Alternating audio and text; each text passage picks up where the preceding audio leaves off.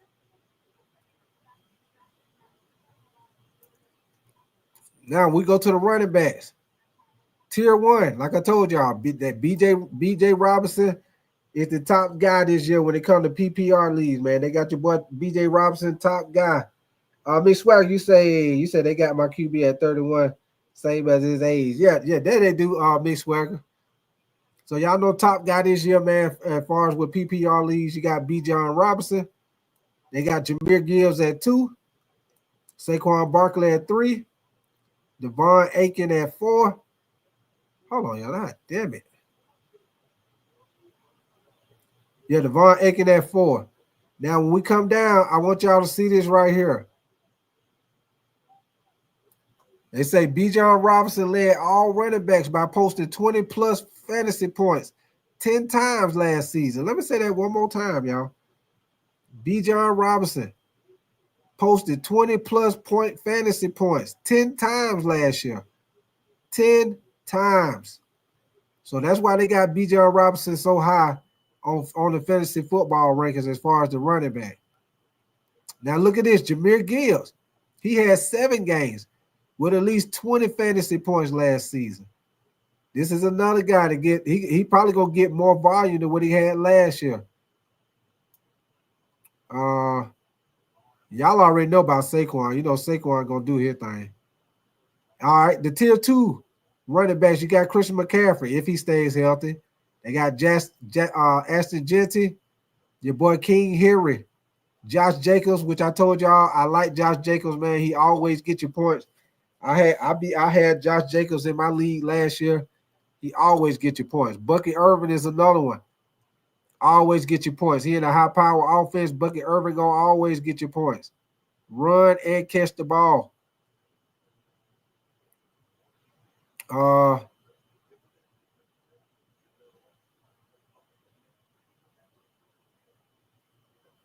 Let's go down to the tier 2 running backs. Breece Hall.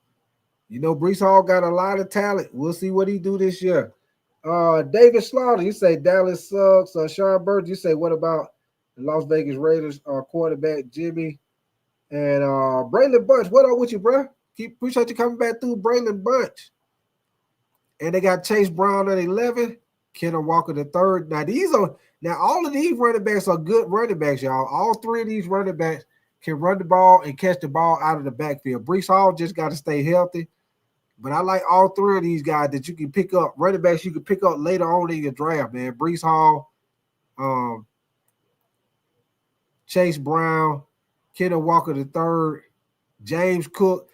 James Cook is a great running back. Him and Kyron Williams. James Cook, Kyron Williams are great running backs to get later on in your fantasy draft, man. James Cook run the ball, catch it out the backfield. Kyron Williams also. And these guys are in high-power offenses where they let you know they most definitely going to get in the end zone, going to have more opportunities in the red zone. Alvin Kamara. Y'all know he with the Saints. Y'all know Alvin Kamara got a lot of talent, man, but y'all know the situation with their quarterback position, man, for sure, man. Kenneth Fuller, you say A-Tight. You say you missed my comment. Hold on, let me see what you say, Kenneth Fuller. Hold on, let me go back up. Let me see what you say, Kenneth Fuller. Snow Easy. What up with you, Snow Easy? Damn, I missed your comment, Snow Easy. My bad, man. Appreciate you coming through, Snow Easy. David Slaughter. What up with you, brother? Mick Swag, you say the Falcons always have a talented running back. Yeah, they do. Top man. If I missed your comment, what up with your top man? Sean Burge, you say, what about Jimmy Pablo for the Las Vegas Rams? Well, Sean Burgess, you know, hold on. Yeah, he is their backup. He their backup, Kenneth Fuller. He is their backup. So I put it like this, Kenneth Fuller. The only way Jimmy Garoppolo gonna see the field is if Matthew Stafford get hurt. But I think he'll be a great, backup just in case Matthew Stafford is out for a significant amount of time. I think he'll be a great backup, you know what I'm saying? Because we know Jimmy Garoppolo, if he got a lot of talent around him, y'all know he could be successful. He got talent around him. The Rams most definitely got talent all around on the offense. So I ain't got no doubt if for some reason Matthew Stafford might backtrack on the back injury he been dealing with in training camp and miss some games. I think Jimmy Garoppolo can win some games for him. Top man, you say Jimmy is trash. I agree with you, top man. Jimmy, he ain't that consistent. I agree with you on that, top man, but I do feel like this. He is good enough to win you some games. Like I put it like this, top man. Let's say for some reason Matthew Stafford got to miss 3-4 games.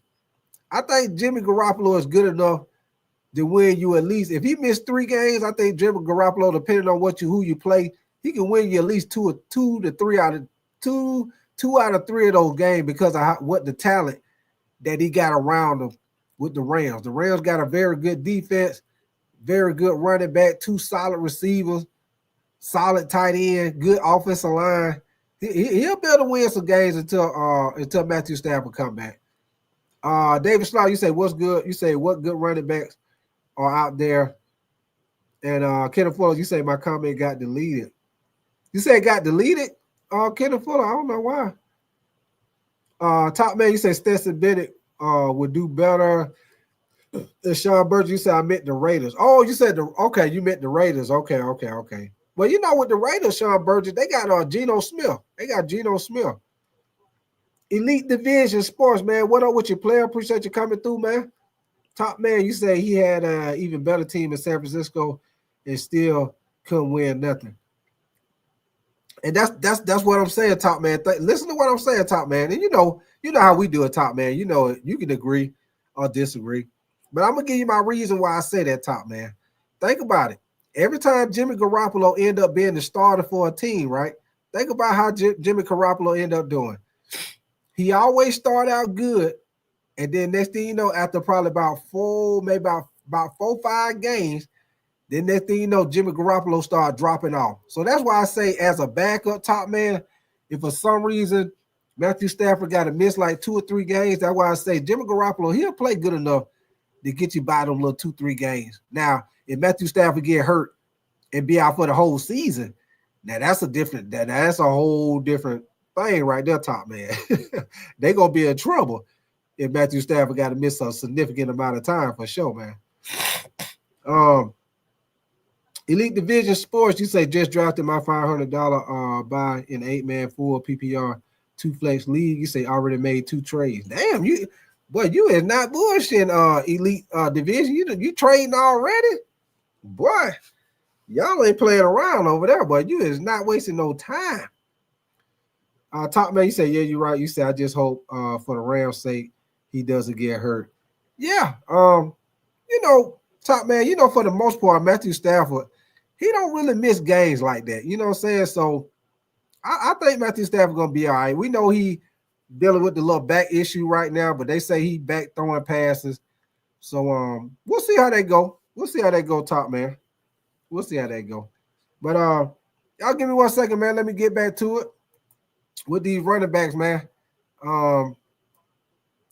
At 16, you got Jonathan Taylor, which y'all know, man. Jonathan Taylor is a great running back. It's just the fact that the Colts, man, they've been having problems at quarterback. Anthony Richardson can't stay healthy. When he do play, he play inconsistent. So Jonathan Taylor get put in a situation where they loading up the box to make sure they stop the run and make Anthony Richardson have to pass the ball to beat them when he do play. But Jonathan Taylor most definitely is a great running back if he get the opportunity. If the Colts can get consistent quarterback play, I most definitely feel like Jonathan Taylor can be successful because he can run the ball, catch the ball. He's a great running back, man. He's just in the messed up situation with the quarterback situation they got going out there with the Colts. At tier 4, they got DeAndre Swift for the Bears, which I told y'all before. DeAndre Swift is a sleeper for me, especially with Chicago solidifying the offensive line. Got Ben Johnson as the head coach. So I like DeAndre Swift. I also like James Conner. James Conner is another very good running back that you can get late in your draft. Hey, James Conner always put up points. Now, one thing about James Conner, now sometimes he's going to get hurt. So he one of them guys, you better have another running back But when James Conner is in the lineup, your boy always, and I mean always, get points. Always. He catch the ball, run the ball. He most definitely is a great guy to get late in your draft. Just make sure you got another running back to put in there just in case he be in and out the lineup. But when he in there, he only popping when he in there. Believe that. And they got Tony Pollard at 19, Isaiah Pacheco. I think he another sleeper in that Kansas City offense if he stay healthy. Chuba. Now, I'm going to tell y'all one thing. I'm a Carolina Panther fan. Chuba Hubbard most definitely is a great – I had him in my I had Chuba Hubbard in my league last year. Chuba Hubbard is a great running back that you can get late in your draft, and he most definitely going to keep you consistent with points because Carolina going to run the ball, and he going to get the ball. Believe that. They get down by the red zone, he getting the ball. He going to be the feature back. Chuba Hubbard is a guy that you can get late in the draft and most definitely get consistent points. You can get this guy right here and put him in your flex, and he going to get you good points every week. Believe that. Now, going down to 22, they got Caleb Johnson, rookie running back for the Steelers, Omarion Hampton, rookie running back for the Chargers, David Montgomery with the Lions, R.J. Harvey with the Denver Broncos. R.J. Harvey going to be a good one too, y'all, with the Broncos. Y'all know Broncos with that defense, man, they probably going to get extra possessions on offense. R.J. Harvey going to be a sleeper too with the Denver Broncos. I like him, man. I know he'll rookie, but I think he's going to be a good pickup. Joe Mixon, man. I don't know why they got Joe Mixon ranked this low, y'all. I do not know. Sean Burgess, I'm on it right now. They got Joe Mixon ranked number 27, Sean Burgess. I can't understand for the life of me why they got this man at 27. Ain't no way in the hell. Joe Mixon, I'm telling y'all right now, man, I done had Joe Mixon several times in my fantasy football league, man. When he played with Cincinnati and when he played with Houston, man, Joe Mixon always get points. Always. He always get points. He run the ball and he catch the ball. He always get points, man. I don't know why Joe Mixon is ranked so high, man. I mean, ranked so low. I'm sorry. Astro, what up with your brother? You said I didn't know Donovan Edwards was in the NFL. You said I thought he was still in Michigan. Okay. But y'all give me 1 second. At 28, we got Brian Robinson. Brian Robinson, man, I wouldn't mess with him. I would stay away from him, y'all. Last year, he was a big disappointment, man. Big disappointment. The doggone quarterback ended up leading them in rushing. So he most definitely got to step up at the running back position for the Commanders, man, because you cannot have your quarterback lead your offense in rushing, man, especially with Jaden Daniels being like a slim frame quarterback. You can't have Brian Robinson lead your day. I mean, not Brian Robinson. You can't have Jaden Daniels lead your team in rushing. So I wouldn't mess with Brian Robinson until I see him start getting some production. Then I might pick him up off the waiver wire, but I got to see what he do first. I most definitely wouldn't mess with him. Snow Easy, what up with your brother? You say Coach Big Time. You say get them out of here, and you say Astro. You say where is he in the list? And what up with your brother? You say who is your favorite UFC fighter? Man, to be honest with your brother, I'm not really a big UFC guy. I'm more of a boxing fan. Now, some of the UFC fights, I'll watch them, but to be honest with you, I'm more of a boxing fan than I am a UFC fan. Just being honest with you. I mean, I'll watch it if it's on because, you know, it'd be good entertainment. But if I put it like this, if UFC on and it's a boxing match on, I'm watching the boxing match. I'll put it like that. But at 29, man, we got the tier 5, which is Devontae Williams, Aaron Jones, Tyrone Tracy Jr., which I think he's going to be a sleeper for the Giants. This guy right here, he's solid for the Giants. The only problem with him, man, is just that offense, man. I don't know how they're going to be offensively. It depends on how Russell Wilson go. If he look like the old Russell Wilson, they'll be straight. But if he look like the Russell Wilson for the past couple of years, I don't know how that Giants offense is gonna look. Travis Etienne for the Jacksonville Jaguars. I don't really know how that's gonna look. Jaylen Warren, y'all. This guy right here, most definitely gonna be a sleeper that y'all can get later on in y'all draft, man. Jaylen Warren gonna be, I think he's gonna be good in that Pittsburgh offense, especially with Najee Harris gone. Jaylen Warren most definitely is a guy can take it to the house at any time, run the ball, catch the ball. So I'm most definitely like Jaylen Warren, man. So those are some of your guys that you got right there, man. I ain't gonna go through all of them because there's a lot of them. But those are some of your guys. I'm gonna go through one more, man. And I'm gonna see what y'all talking about in the chat. I'm gonna look at the. We already know about the wide receivers. We'll go to the tight ends, man. Wide receiver, we pretty much know who the wide receivers is. We'll go to the tight ends. And y'all already know. Tier 1 tight end, you got Brock Bowers at number 1, man. Y'all know your boy Mo definitely put up numbers. Elite Division Sports. Nathan, what up with your brother? It's on and popping. You already know, Nathan. Appreciate you coming through, brother. Elite Division Sports. You say, what do you think of the trades I made tonight? Hold on, Elite Division. Did you put in the chat what trades you did? What's your name? What's your name? 1008. You say Truckers do players. I don't know. I don't know what that means, brother. I don't know if that's a. Oh, is that the UFC fighter you talking about? Snowy, you say what up the naked? You say thanks for coming. You say through and kicking it with your boy Big Time. But hey, appreciate y'all coming through, man. Rashad, you say Nathan Straight. You say you got to tell me about that 4th and 1, and you say yeah, brother. I put them in there. Sean Brothers, you say Trevor Lawrence. Okay, give me 1 second, Elite Division. Hold on, let me go back up. I think I missed your comment about the trade. Now I see you say you made a trade, but I must have missed your comment about who you traded. Hold on, let me see. Okay, you say, hold on, let me go back. You say I did traded Terry McLaurin, Montgomery, and Cup for Alvin Kamara. I don't know about that one, Elite.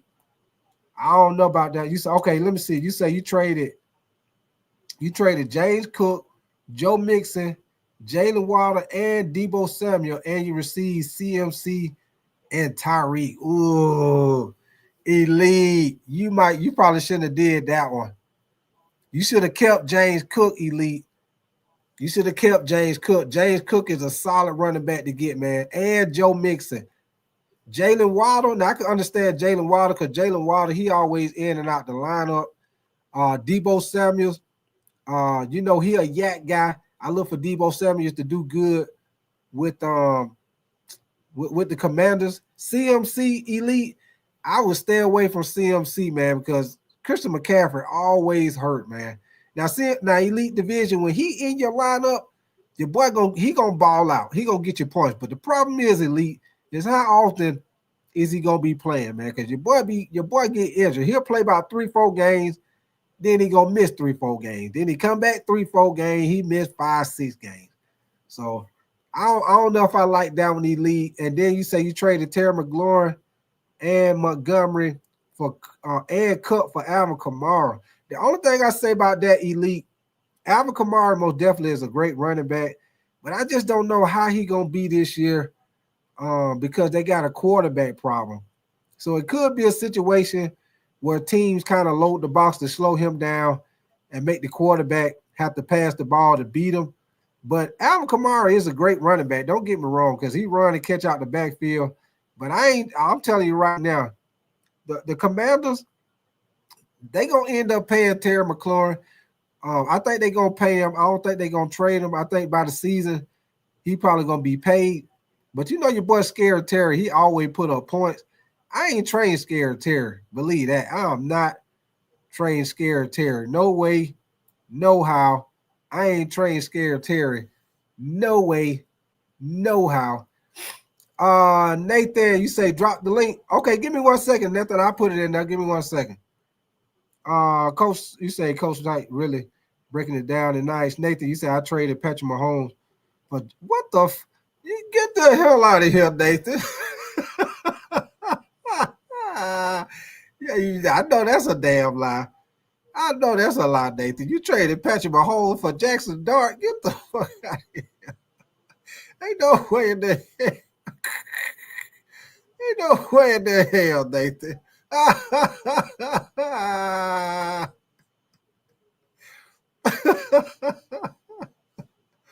Ain't no way in the hell, man. Oh, man. Elite Division, you say, I understand I sacrificed a lot of depth, but now my team is – okay, let me see who your team is, Elite. You say you got, okay, Jalen Hurts, Jahmyr Gibbs, King Henry, A.J. Brown, Tyreek Hill, George Kittle, David Aiken, CMC, Kamara, Marvin Harrison, George Pickens. God damn. Hey, boy, you stacked up. Okay. I'll put it like this, Elite Division. Boy, you stacked up. God dang. Boy, you is stacked up, Elite. God damn. Woo-wee. Now, Elite Division. Now that I see your lineup, now I see why you made that trade. Because now Elite Division, even though CMC going to be in and out your lineup, you do got Jahmyr Gibbs and you got King Henry. Both of those guys, they pretty much stay healthy. So I understand why you got CMC. Now, anytime CMC get out the lineup, you still got Gibbs, you still got Henry. So, and you got Kamara. So I now that I see your lineup, Elite, now I see why you did it. Because all the motherfuckers you got on your lineup, boy, golly. Boy. You got a lineup. You got a lineup, boy. But you know with Tyreek Hill, the only thing about Tyreek Hill, man, you know Tua got to stay healthy. If Tua stay healthy, you know Tyreek Hill going to put up them numbers because, you know, he got speed for days. Marvin Harrison Jr., I look for him to have a better year going into his second season. A.J. Brown, you know he going to do his thing. George Pickens, I look for him to do good. You know, now he going to be playing with CeeDee Lamb. George Pickens gonna get a lot of looks at the number 2 cornerback. So I like your lineup, Elite. Now that I see your lineup, but if I were you, I would have kept a Scary Terry.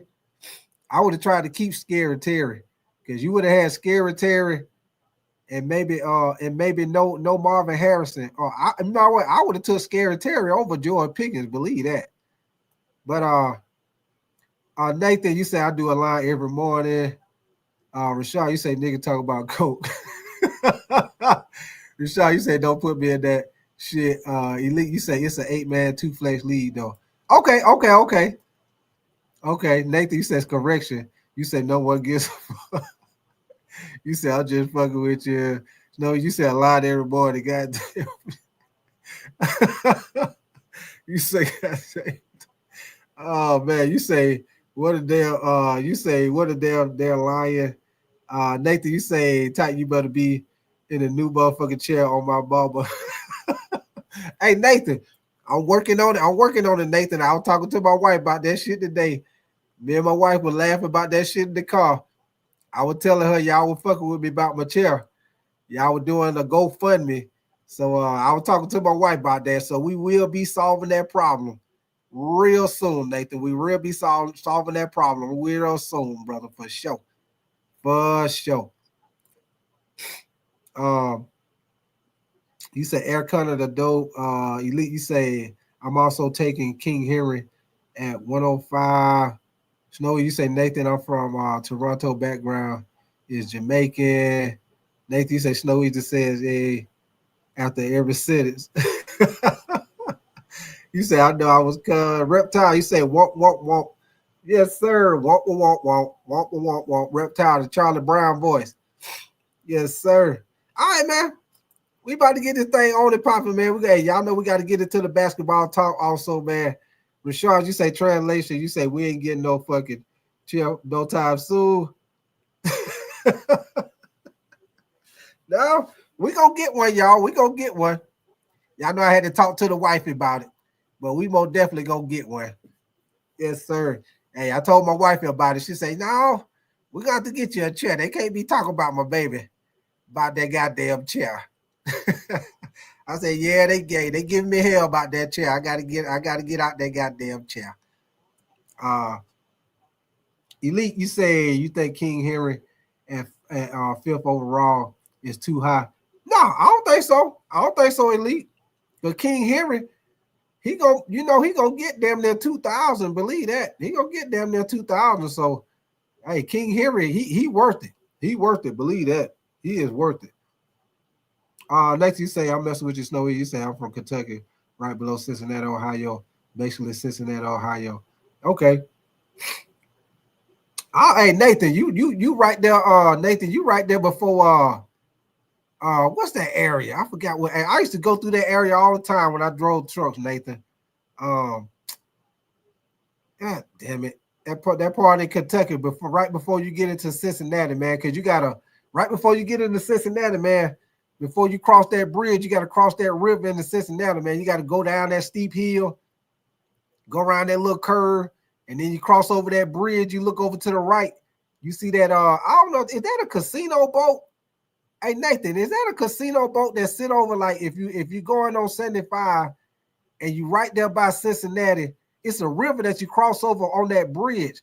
And if you look over to the right, it's a damn boat that sit right there. It look like it's a damn casino boat or some shit. Is that a casino boat, Nathan, that sit on that little river? Is that a goddamn casino boat? Rick H. Town, you say Bowling Green. Now Bowling Green is a little higher up. It's a little higher up, 75. Rick H. Town. It's farther up. Yeah, Bowling Green on up there. It's on up there. Nathan, you say I live right next to Covington, Newport, Kentucky, basically same place. Okay. Elite, you say I've been there to when I went to the Bengals game. Okay. And Snowy, you say let's get that over with the overall player who's better than LeBron Jordan without counting rings. Nathan, you say no, that's 100 house. Oh, for real? That boat, because Nathan, if you go over that bridge at nighttime, that goddamn boat that sit over to the right, that shit be lit. That shit be lit up. It got lights and shit all over it, Nathan. I don't roll across that bridge. You look over to the right. That damn boat sit right there on the edge of the water. That motherfucker be lit up, Nathan. I thought that was a damn casino boat. You say that's a haunted house, Nathan? Elite, you say, who am I taking if I get the first pick? If I get the first pick, Elite, I'm probably gonna take somebody like Bijan Robinson. I'll probably take the Bijan Robinson, Jahmyr Gibbs. I mean, not Jahmyr Gibbs, Bijan Robinson, Jamar Chase, Saquon Barkley, somebody like that. Nathan, you say, but there's usually some big ass boots that do big ass boats that do tours too. You said, not for real, the boat is a haunted house. Oh, damn, I didn't know that, Nathan. I thought that was a fucking casino boat with all the goddamn lights on there, man. And you said, and there's a restaurant on the river. You say, stop lying tight. You take a Saquon. What up with you, John, man? You say Robinson will cook. For sure, man. Yes, sir. All day, every day, man. All right, man. Let's get to it, man. Y'all been waiting on the basketball talk, man. So let's get to it. I got a little quick video for y'all right quick, and then I'm gonna put the link in the chat, man. Like I say, y'all come up here and holler at me, man. And excuse me, y'all. We can talk about whatever, like I say. Y'all know how we do it. We talk about whatever, man. We talk about the football, fantasy football. If y'all want to talk about the NBA, y'all know how we do it. But Rashard, if you still in here, this is what you was talking about. You put the message in there earlier about the Lakers not wanting to trade Vanderbilt and Gabe Vincent. So here you go right here, man. If y'all see my screen. Ooh, excuse me. Y'all see my screen right here?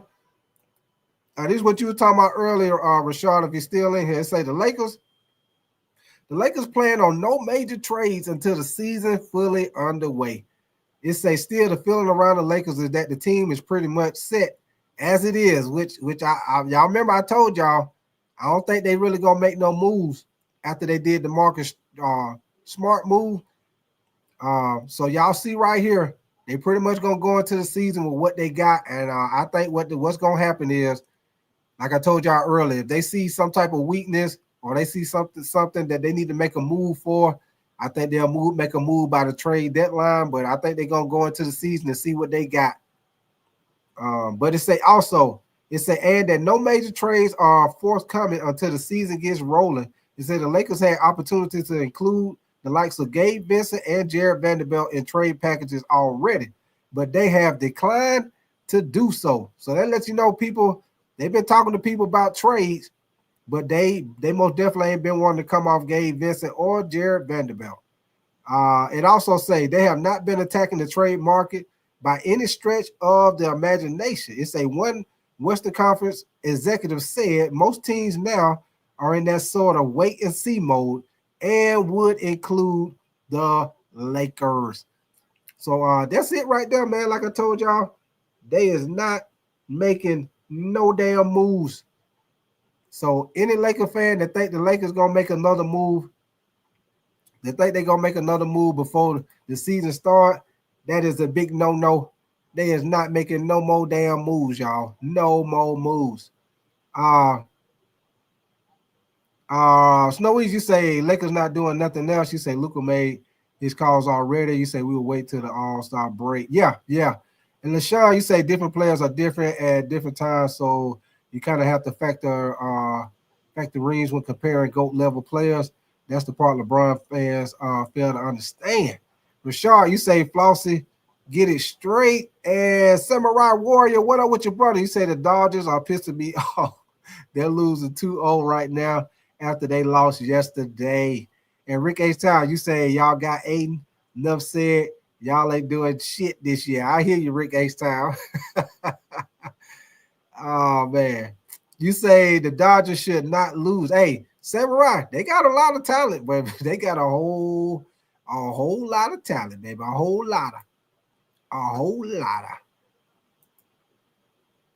on, y'all. Y'all give me 1 second, man.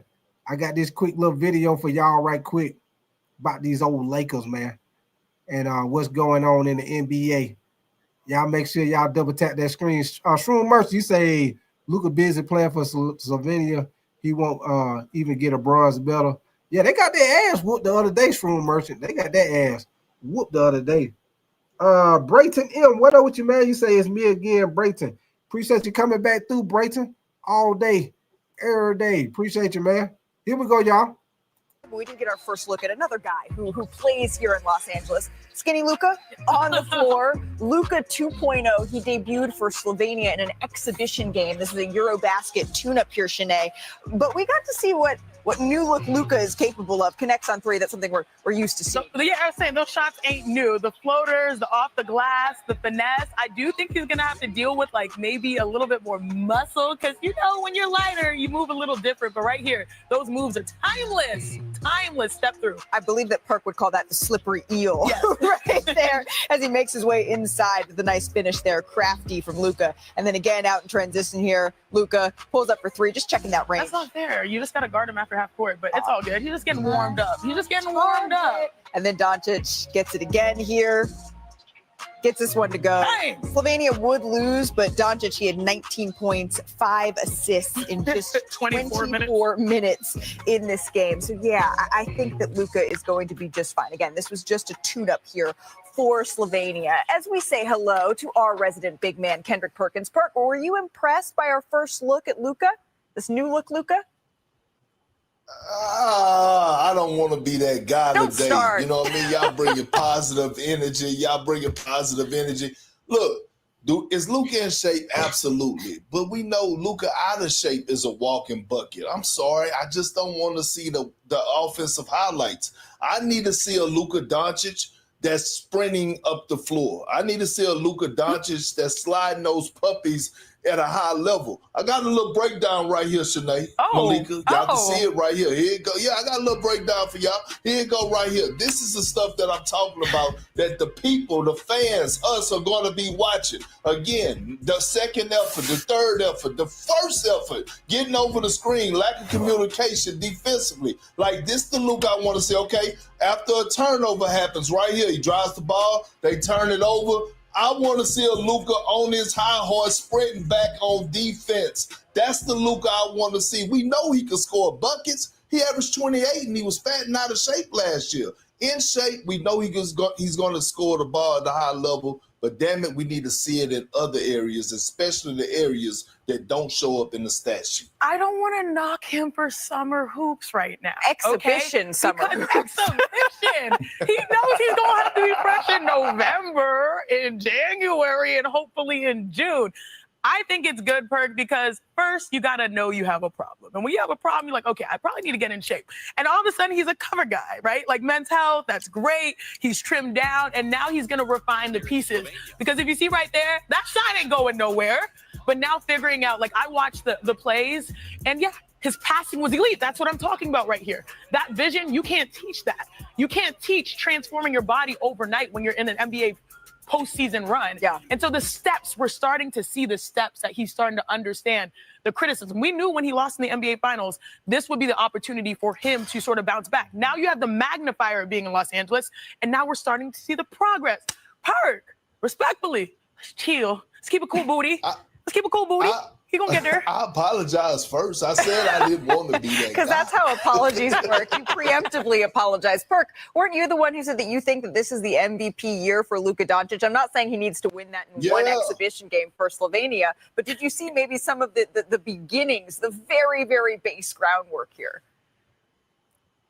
I do, and the fact that he's even playing basketball at this moment, you got to give him a nod, right? I always say in order to get in basketball shape, you should play a lot of basketball. Luka said it himself that this was the first time that he actually put down the basketball and actually got in the weight room. So again, Shanae, Malika, y'all right. He is just scratching the surface.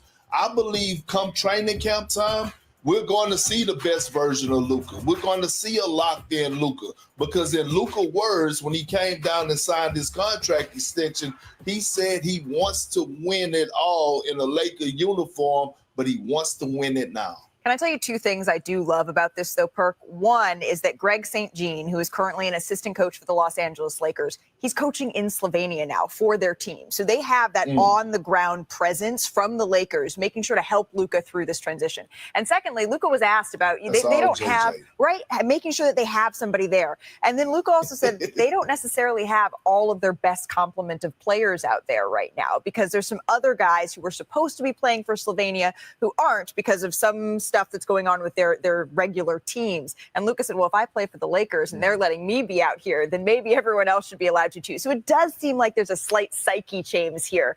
This I also loved. In case y'all missed this, Luka, he got himself some new wheels. I got a new car recently, Shanae. Oh, you did? First, our congratulations to Alex Caruso. Picked up 2 rings this summer. Yay! He married his wife, Haley Caruso, this weekend. His Thunder teammates showed up, but wait for it.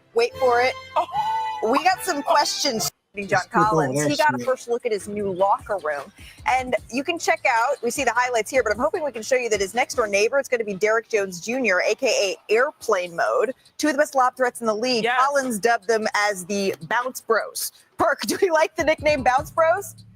There they are in the locker room. I'm all in on it. You know why? That means they have turned the page and they have moved on from lob. Well, his summer camp is underway, the University of Maine. Age, height, no issue. He's throwing down poster dunks on literally everybody. Oh, my gosh. Perk, do you expect more of this from... Is he dunking on the little boy? Did y'all just see your boy Cooper Flag dunk on the little boy? Hold on, man. Cooper Flag dunking on kids, man. Well, his summer camp is underway, the University of Maine. Age, height, no issue. He's throwing down poster dunks on literally everybody. Oh, my gosh. Perk, do you expect more of this from Flag when the opponents are maybe a little bigger? No, he's a competitor. If you step on the floor, this is what he's going to do to you. It's just in his blood. Sorry, young man. That's what I did to my campers. You got to get them while they down, while they young. Take advantage of them. That's what I did too, right? No shot. Hey, your boy Cooper Flag just ducking all on their ass, man. What up with you, Nathan, man? Man, you know we just we on and popping, baby. We on and popping. Yeah. You already know, baby. You already know. What you been up to, man? I just drove my bike for like 3 hours and came home, and now I'm just posted like a mailbox. You know what I mean? Oh yeah, I heard you. Hey, that bicycle riding always good exercise. Yeah, I ride pretty much every day for probably about an hour and a half once I'm home from work and home from the gym. Oh, for real? Yeah, pretty much. Honestly, Okay, I got a little routine going during my weekdays. Okay, that what's up, man. That what's up. Yes, sir. I be getting that cardio in myself. Now I don't do the distance like you do, but I jump. I do a lot of jump roping. I do a lot of speed jump roping. Tight. Yeah, I do a lot of speed jump roping. Tight. I get on the damn elliptical, all that shit. Do you think I'm talking about an actual bicycle? Yeah, I'm talking about a motorcycle. Oh shit! Nah, you ain't gonna catch my ass on a bike. I can promise you that. Ain't no fucking way I'm riding a bike for an hour and a half. Oh, I thought you were talking about the X. That's why I was like, shit, you getting it in, boy. Nah, I wouldn't be able to fucking walk. I don't mess with that. Hell no, my fucking quads be huge. Oh, okay. I was gonna say, boy, you getting it in. You in tip top shape riding the bike like that. No, sir. I go to the gym, About the do my lifting. Okay, I got you. I do my lifting. I leave. I don't do no damn cardio, and I get on my bike. I hear you, man. I hear you, bro. Hey, That's that's my bad, man. I thought you. Nah, you you had good, the Armstrong. Fuck no, man. If I was driving that bike or bicycle for 3 hours, I'd probably end up in Georgia. I ain't doing all that shit. It's about that long, ain't it? Probably about what about? I got a special request. From Georgia to up there. What is that about? Maybe about 6-7 hours. Something like that, about 7 hours. But about 7 hours, yeah. Yeah. Hey, the chat wants to see if we can get a peek at that chair real quick. Oh, let's just take a little look at it. Nah, I'm playing. I'm gonna spare you. Oh, no, you good, man. Hey, it's all in the fun, man. It's all in the laugh. Yes, you know me. I don't give a shit. If it's funny, it's funny. I don't give a shit. No doubt. Yeah, I don't give a shit. But what's on your mind, man? What you want to talk about? I don't care what football, basketball. What's on your mind? I ain't got nothing. Who was that just hopped in here? It's Rashad, man. It's me. My screen's smaller, so I can't see who that was for a second. It's Rashad in the building, man. Oh, what up with you, man? I see you don't change the thing. I didn't know who you were. I thought you was somebody new. Nah, yeah, I gotta get the Luka 77. I ain't gonna lie, I still got that AD on. I got y'all. Okay. But who that Cooper Flag on his screen type? Yeah, that ducking on kids. Straight. Yeah, he a bum. I'm trying to tell you. He playing with kids because he's a kid. Hey, he ducking all over their ass too. I mean, I know he trying to put on a show for the kid, but he is ducking on their ass though. Oh shit. But yeah, man. So what you think, man, about the Lakers? They ain't talking about making no more moves, Rashad. I'm excited about what I heard. See, everybody's discouraged. I'm actually excited because that lets me know there's something big in play. See, I think strategically, if Rob Pelinka is turning down deals for Jared Vanderbilt and Gabe, that means there's something bigger in play. But the fact that they said no to whatever it was, we don't know what the trade was, but the fact that they said no, that lets me know something big is in play. So I'm thinking Dylan Brooks, KCP. Which was rumored to already be on the table, tight.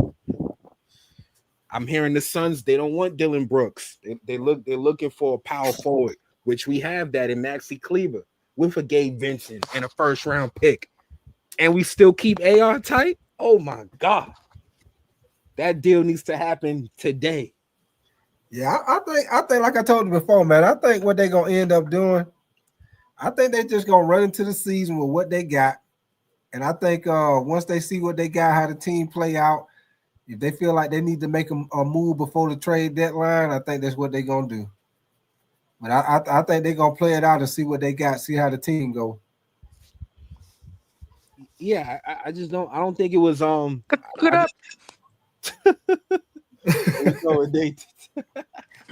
I don't know where that came from, for real, bro. It just slips out now. But tight. The Lakers, I'm telling you, it's a championship on the way, man. I know Luka been playing pretty good ball with Salimi. They got their ass. What was that yesterday or today? Yeah, we not trying to get hurt now. We're just trying to get some reps. I ain't mad about Luka for that. Don't go out there and drop 30. Save that for the Lakers, man. Right. He looking pretty solid though. I mean, to be honest with you, from what I've been seeing, he looks slimmer, but he pretty much looked the same. To be honest with you, I don't know. He don't really look like he moving faster or nothing like that. He just look better in shape. But from what I've been seeing, because I looked at the beginning of the game the other day when they played. I think that was it Greece or somebody they played. But I was looking to see if he looked a little faster, a little quicker. He didn't really look that much different. He just looked more slimmer to me. Yo, Ricktown, can we get you up here, please? I got a lot to say to you, man. I want to say it to you manually on the pod. I want to be Twitter figuring you in the chat. So just get your ass up here, man. Over there in the chat with Twitter fingers, man. But because you're tight, bro. I'll put the link in the chat again. Rick H-Town, your boy. Hey, come on up here, Rick H-Town. Yeah. So save me all that Twitter stuff. But tight. Well, Ricktown, he better worry about them damn Dallas Mavericks. That's what he better do, though. He worrying about the wrong team. Don't worry about the Lakers. Worry about the Dallas Mavericks. Because I think I was doing some research. They got y'all number for sure. AD on KD. Okay, Lively on Zangoon. Kyrie cooking up on Fred. Y'all in trouble if y'all see Dallas. That's who y'all should be worrying about. Don't worry about LA. Real talk, tight. You better tell them. Dallas getting them playoffs healthy. They gonna be a problem. I do believe that. Didn't they whoop their ass when in AD's first game in Dallas? I'm confused. Didn't Dallas beat? Wasn't they pounding on the Rockets? Didn't AD give y'all 26 and 12 in 3 quarters? Y'all damn sure better be worried about Dallas and Anthony Davis. That's exactly what was happening, tight. And Galford definitely had that shit with Zangoon locked up because I watched the game. So that's why I want you to come up here, Ricktown. Come up here. Now, Ricktown, I said Dallas can't beat the Lakers. They can beat y'all though. And OKC can definitely, tight. Who you got winning that opening game? OKC or the Rockets? I'm ready to put my money on OKC. I'll put up. The NBA know what they doing, boy. They got that. They got the Lakers playing. If I'm not mistaken, the Lakers playing Golden State, ain't they? Yeah, we playing the Lakers playing the Warriors the first game, and we got Houston Christmas. But the schedule come out. The schedule come out Thursday, so you most definitely know. I'm gonna do a show Thursday, and we're gonna look at that schedule. I mean, I know they're doing that because of Bron and Steph. I know they're doing that because of Bron and Steph, but honestly, I think the Lakers Warriors matchups being like the big hype. I think that's over. It's over with. Super over with. I don't think it's exciting anymore. Yeah, I think so too. Should be the Timberwolves. It should. Yeah, you're right. That's what they should have started it with, man. Because that's what everybody wants to see. Number, bro. Yeah, especially now we got Aiden and Smart, man. I would love to see that game off the rip. Yo, Nathan, you 100% right. Lakers versus Timberwolves, we would have made a statement on their ass game 1 in the season. Ratings will be way higher. But I wanted to see the Rockets to open it up because I really honestly, man, I've been really looking at the Rockets. I think they're an overhyped team, man. I think they're an overhyped team. I watched that Dallas game when AD went to Dallas for his first game. Galford definitely has Zangoon contained down there. And then AD going up against KD, you don't even really need a trap. I think AD can hold KD down a little bit. So, I think they got bigger problems than LA. And then OKC is definitely going to smash the Rockets, tight. 20 plus. I got my money on it right now. Is that on FanDuel? You say 20 plus? 20 plus. I don't know about that. I got the spread. I'm ready to. Let me get on FanDuel. Let's see if they got it up. I'll put the 15 plus spread on OKC and then money line OKC easily. It's not going to be close, man. I think Houston will be able to match up with them defensively. Hell no, not 20 plus. What? Hey, man. Tight. Just go watch Game 7, OKC versus Denver. See what they did to Jokic. and then go see what they about to go do to Kevin Durant. That's all I gotta say. Yo, Ricktown, you still I don't Twitter know if fingers? they'll do that. I don't think they'll do that to Durant, man. Tight. If they did it to Jokic, they gonna definitely do it to Kevin Durant. Just watch Game 7, Denver versus OKC. Jokic, I think Jokic had a 16-point game in that series. Y'all better stop playing with OKC, man. OKC is real tight. They got piranhas down there. I'm about sick of OKC. I can't lie, bro. I just I'm don't like their sick of style them of play. too, but they real. Yeah, They I know about that. somehow, some way, but I for some reason I ain't convinced. And I watch them, I'm like, man, they're gonna fold eventually, but they never fucking do. Nah, they Oh, here. you talking about OKC? Yeah. Yeah. I mean, basically with OKC, man, they just got great guys that they fit that system. They play good together.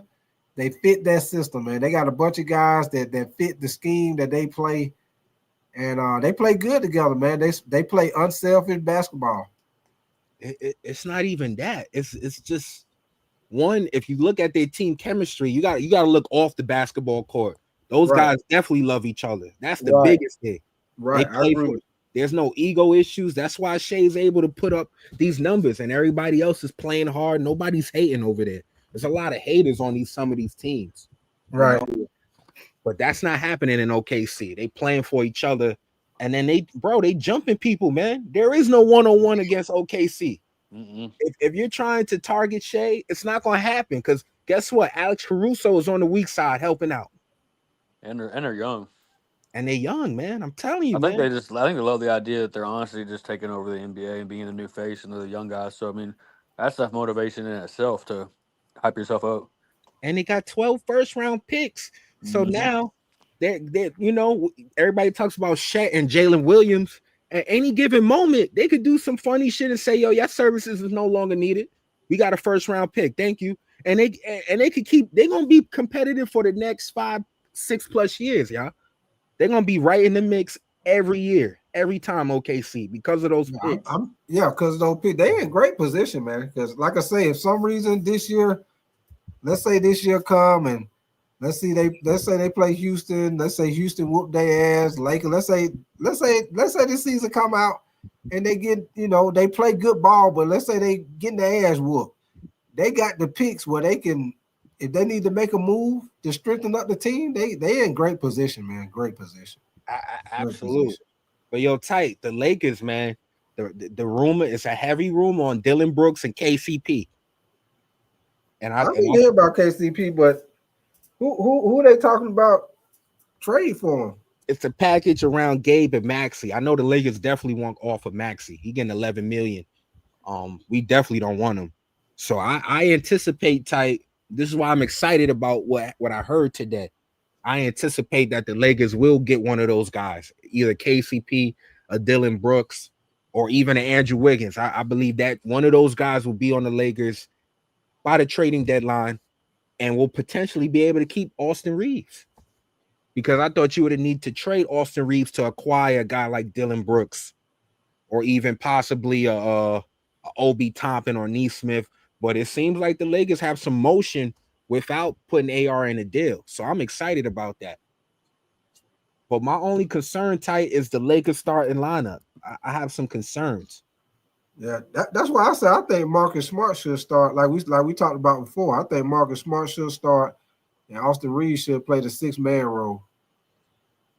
I think that'd be great. Like have him be like a Lou Williams when he played for the Clippers, like a Lou Williams type role where he come in and he still can get like 20 points off the bench.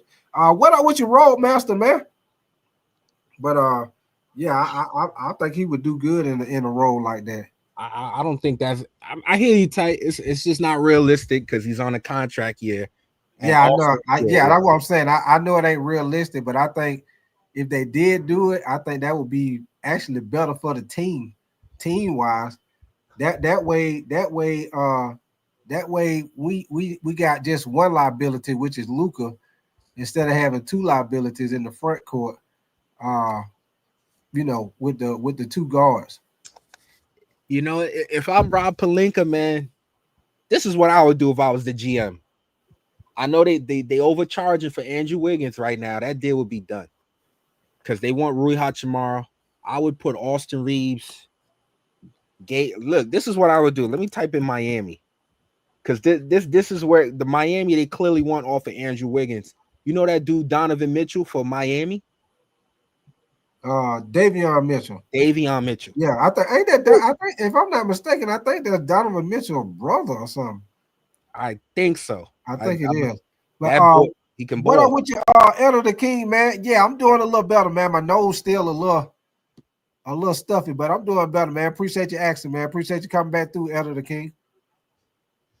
So I would take on Andrew Wiggins with Davion Mitchell for AR, Gabe Vincent, and Jared Vanderbilt. I would do that right now, because to me, when I'm building my lineup, my team, I'm looking at OKC, and look at what OKC has: 3-and-D pieces. The only liability they have on defense is Shea.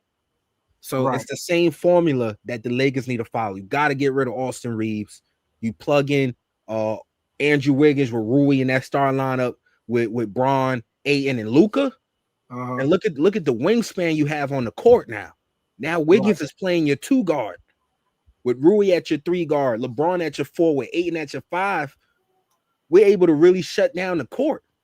Because that's another problem for the Lakers is perimeter defense. Guys, blow-bys. So you need more length to help combat that. So to me, that's what I would do if I'm the Lakers. Get a small forward, put him at your 2 guard, and get Austin Reeves up out of there. Okay. That's what I would do.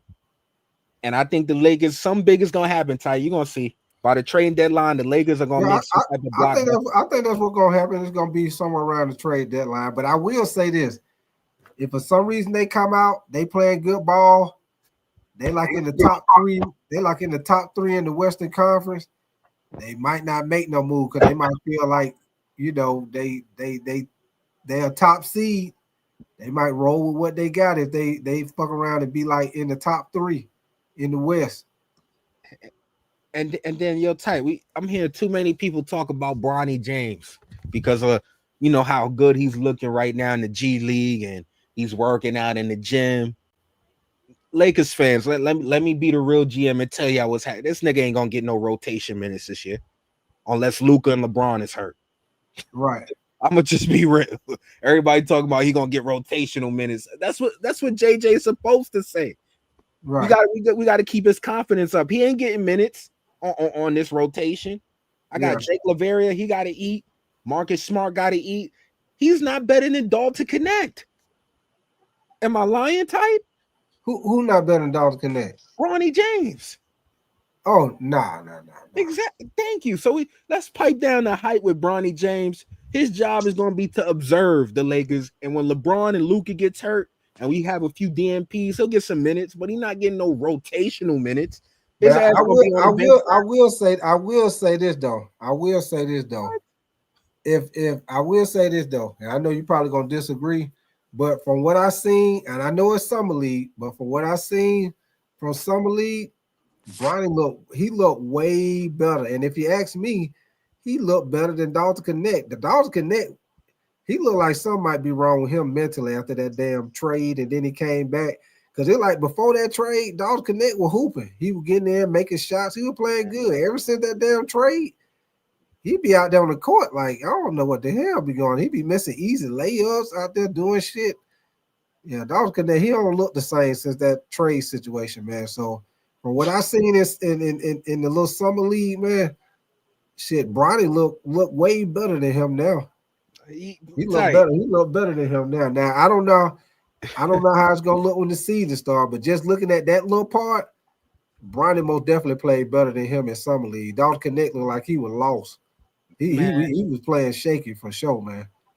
I think Bronny honestly does look a lot better, and I think that if we can get him to consistently be someone who can pop off the bench and play great defense on a ball handler, but also be able to knock down a 3 here and there while he's in, I think he could definitely get consistent minutes if he can do that consistently.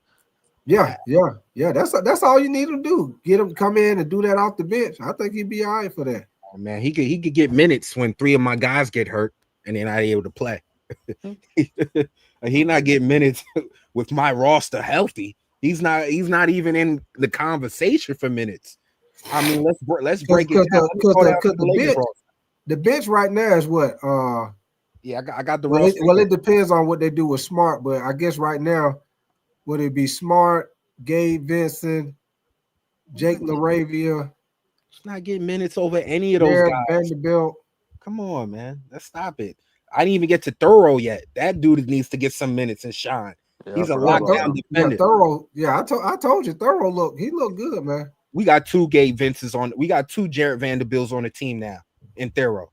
Wait till we get him and Vanderbilt on the court. When we need to lock a possession down in the fourth quarter, he'll be on the court. Thorough with Vanderbilt and Rui and Braun and Luka and Ayton. And then I didn't even get to Jake LaVaria yet. Jackson Haynes is definitely going to back up the center position. Gabe Vincent, Marcus Smart. Bronny's not getting any minutes. His ass is glad he's playing good because he's glad to be in the NBA. His father got him the hookup. And he playing good, Rashad, because he don't put in that work. Your boy be working, man. Ty, what I told you about these guys playing in the gym against the wind and playing in the summer league. They all look good doing that. When we get to the NBA, Tyrese Maxey already exposed his ass. We gave him good minutes that game. He got exposed. Yeah, I mean, he not no starter now. He not no starter at all. But I mean, I like Nathan said. I think at certain situations he can come in off the bench and play some defense and knock down a couple of threes. I think he can do that. So you willing to sit Gabe Vincent down for this nigga? Nah, I'm not saying Gabe Vincent. That's what's gonna happen. Right now, I ain't gonna lie. I probably would put Bronny in over Gabe Vincent. You think so, Nathan? I'm just saying, bro. Like Gabe Vincent. Like I'm not saying I'm being 100% practical right now, or that I'm being like, if I would for sure do that. But off the top of my head, bro, I fucking hate watching Gabe Vincent play, bro. He's so annoying. He doesn't hit a damn shot, bro. Just like fumbles the ball when he tries to dribble and make a move, and then his defense is probably the only reason he gets in the game. He do be inconsistent, though, Nathan. I will agree with you with that because he'll come in some games and he'll be making threes, and then the next game he come in, he ain't half making shit. So he that is a knock on him. He is inconsistent. I put it like this, Nathan. We've been waiting to see that Gabe Vincent that played with the Miami Heat, and we ain't seen it yet. We ain't going to because in Miami he played a role perfectly, and the team was set up for him to be able to thrive. And he had that confidence. I think he's not the type of player that can come over to the Lakers and play behind like LeBron and Luka and be like a 6th, 7th, 8th, whatever, 9th option. And when he gets the ball, I just don't think he's getting consistent shots. I mean, Miami, like that was a perfect fit for someone like him to get a bag, to show that they can play good and get a good contract. But I just think it's hard to come to the Lakers and thrive like that. It's just different. I don't think he fits well. Yeah, it is. It is. I mean, Nathan, this year Gabe is going to look great. If you look at last season, we criticizing Gabe Vincent too much last season. AD got traded. Gabe ended up starting a few games. Then we benched him. All right. Then he had to start playing with different players. Dalton Connect is out the lineup. So he constantly changed his role. He didn't have a consistent role where he could come in and know exactly what to do. And if you watch him playing last season, he didn't get any minutes on the court with Luka and LeBron. That's where he's going to shine. So, and I'm sure JJ Redick, his plan is to make sure that his minutes are staggered with at least Luka or LeBron. And those guys will be able to generate shots, and he's playing off the ball. We had him playing out point guard. He's not a point guard. No. And that's why he looked the way he looked last season. So if we stagger minutes for LeBron and Luka where he's playing with one of those guys, he's going to look good. He's going to get good shots, and he's going to be in a better position this season. We got a lot of talent on the court. He's going to be able to have a consistent role, 10 to 15 minutes per game. He's going to be great. I hope so for sure. Because I mean, watch, like you said, he's definitely not a point guard. And watching him dribble that damn basketball up the court and that's not his game. Do something fucking whack. Like I'm just tired of watching that. Yeah, it's not his game. So if JJ Redick could get these guys in the right roles consistently, we're gonna be fine. We're gonna be good. I think what JJ has to figure out is, are we going with Rui or Jake LaVaria in the starting lineup? Yeah, it's tough. I mean, I think Jake's going to be more of a contributor than a lot of people are giving him credit for. And we honestly forget about him a lot. But, I mean, I think he's going to be real solid. So, I mean, there's a good chance he could take your spot. You know what I mean? Yeah, I actually like Rui off the bench, tight. Rui has the I told you. I think I told you that. I looked at him play Jake LaRavia. Shit, I think he can start over Rudy. Yeah, tight, but it's not just about that. It's about what I think Rui could do for me off the bench. We talking about 6-man production. If you watch Rui, he can get his own shot. He has his own little bag, and I think him in that second unit with Gabe and Jackson Haynes and Jared Vanderbilt, he can run that second unit and get about 10 to 12 a game on the bench. And I could just put I was calling for Dalton Connect to start last season for that reason. Because I feel like you put Dalton with Luka and LeBron, Dalton's going to get easy spot up shots. He's going to look like Clay out there. And he had a few games where he did. So to me, it's the right balance of how we want to play. I think Rui's a bench guy. You bring him off the bench, he could give you 12 to 15 off the bench. Plug in Jake LaVaria, with Luka and LeBron and AR. That's another thing, tight. The AR thing really bothers me for the Lakers, man. I don't want AR on this team, man. I hate to say it, man. I want to go. You want to trade him? Yeah, I want him out. I want to go with Marcus Smart because that's what I was just saying. I think he should start and let but like we said, they probably ain't gonna do that because he in a contract year. Exactly. If it was me, that's what I would do. I would start Marcus Smart and let him come off the bench. That's what I would do. But that's what I'm saying. For that to be realistic, we would have to trade AR. So yes, I want AR gone because to me, with Luka and LeBron, I don't need a third option. LeBron and Luka, they're gonna make anybody in that 2-guard position look good. So AR is not needed. He's like an unnecessary expense. You're playing with 2 of the best players in the game.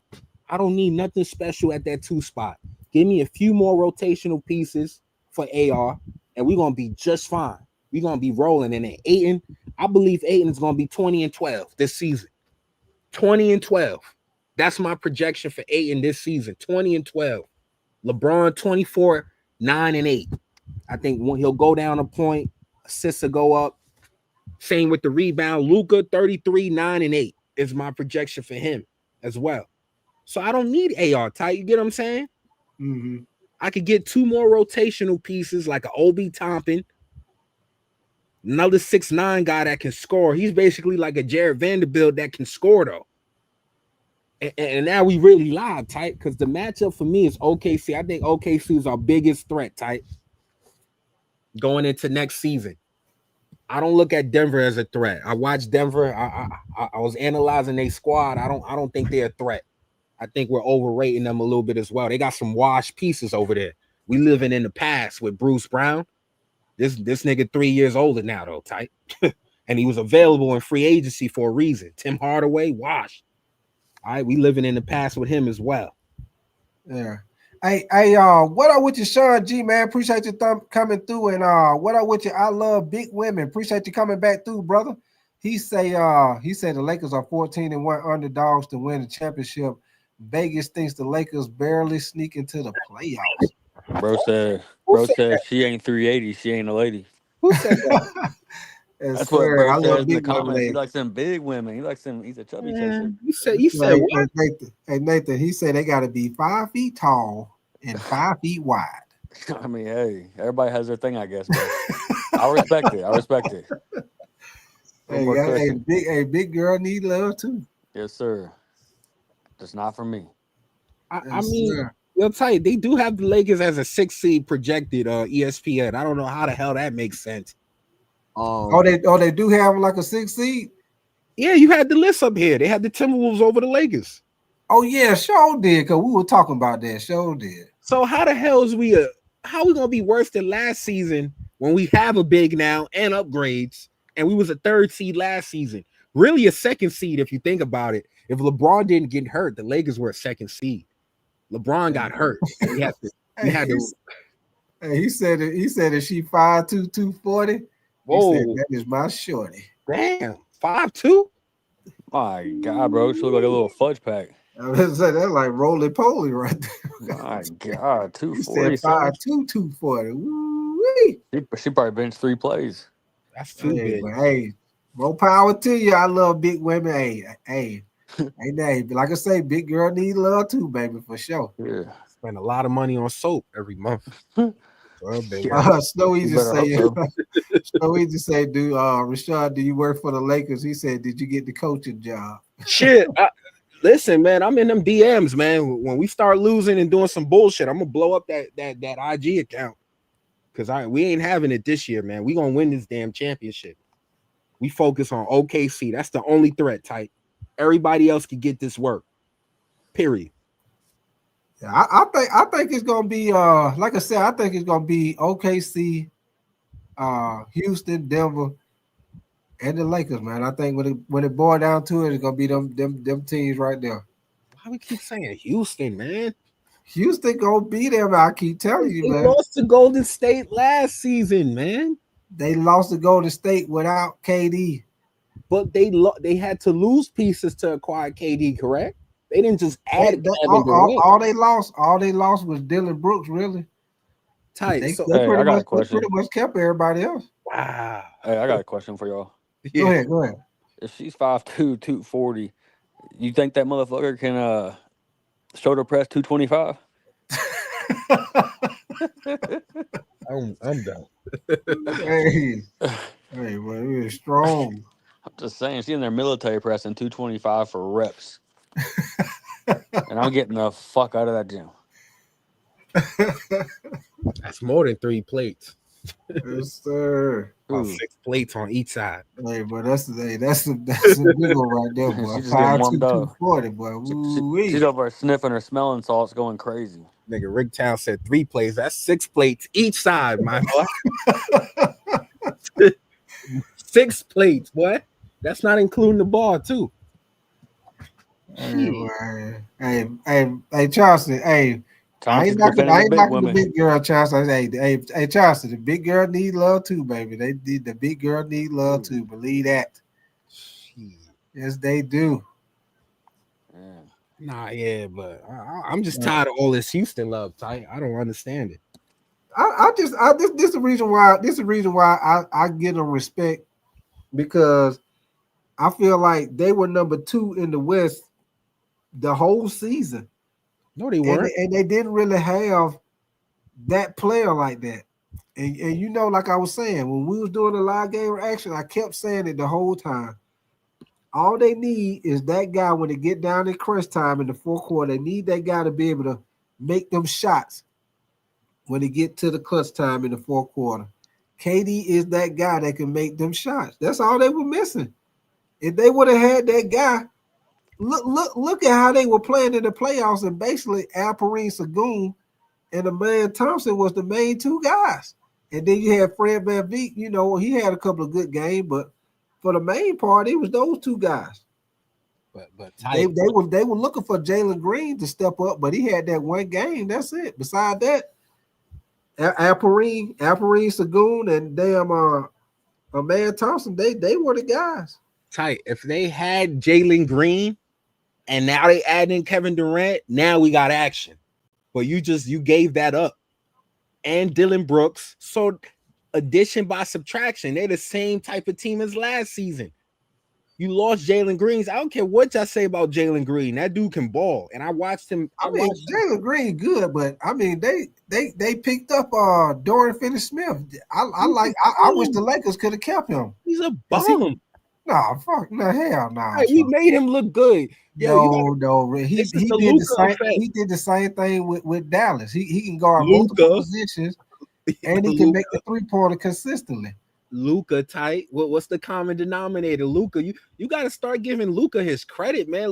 Luka's not just a scorer. Luka has the LeBron effect. We make guys better. He do make guys better, but I'm saying the way Dorian Finney-Smith play, he can play with anybody because he can be a spot up shooter and he can guard multiple positions. When you got a guy like that, he can play with anybody. Tight. Hey, I got a question. Go ahead. I just requested a trade on my fantasy. I want to know if y'all think it's a good trade. Oh, go ahead. You talking about our fantasy football, right? Yeah. I got Saquon Barkley. I picked him first, but I'm gonna trade him for that dude in the comments, girlfriend. Oh. You think that's a I solid tell you trade? what, hey, short yardage. You getting the first down, short yardage. First yard, she's carrying the whole fucking team to the end zone, baby. She's going crazy.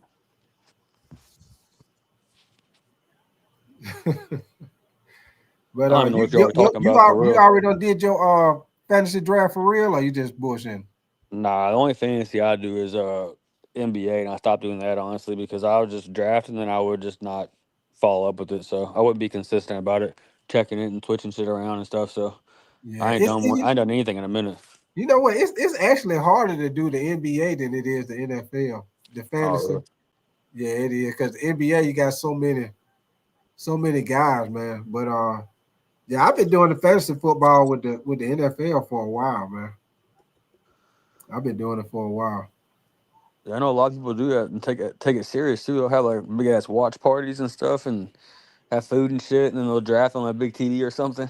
Oh yeah. The league that I'm in, we don't do it like that, but it's like when we do it, everybody we all in the like in the they got like this little chat room they be in, we all be in there together talking and shit, and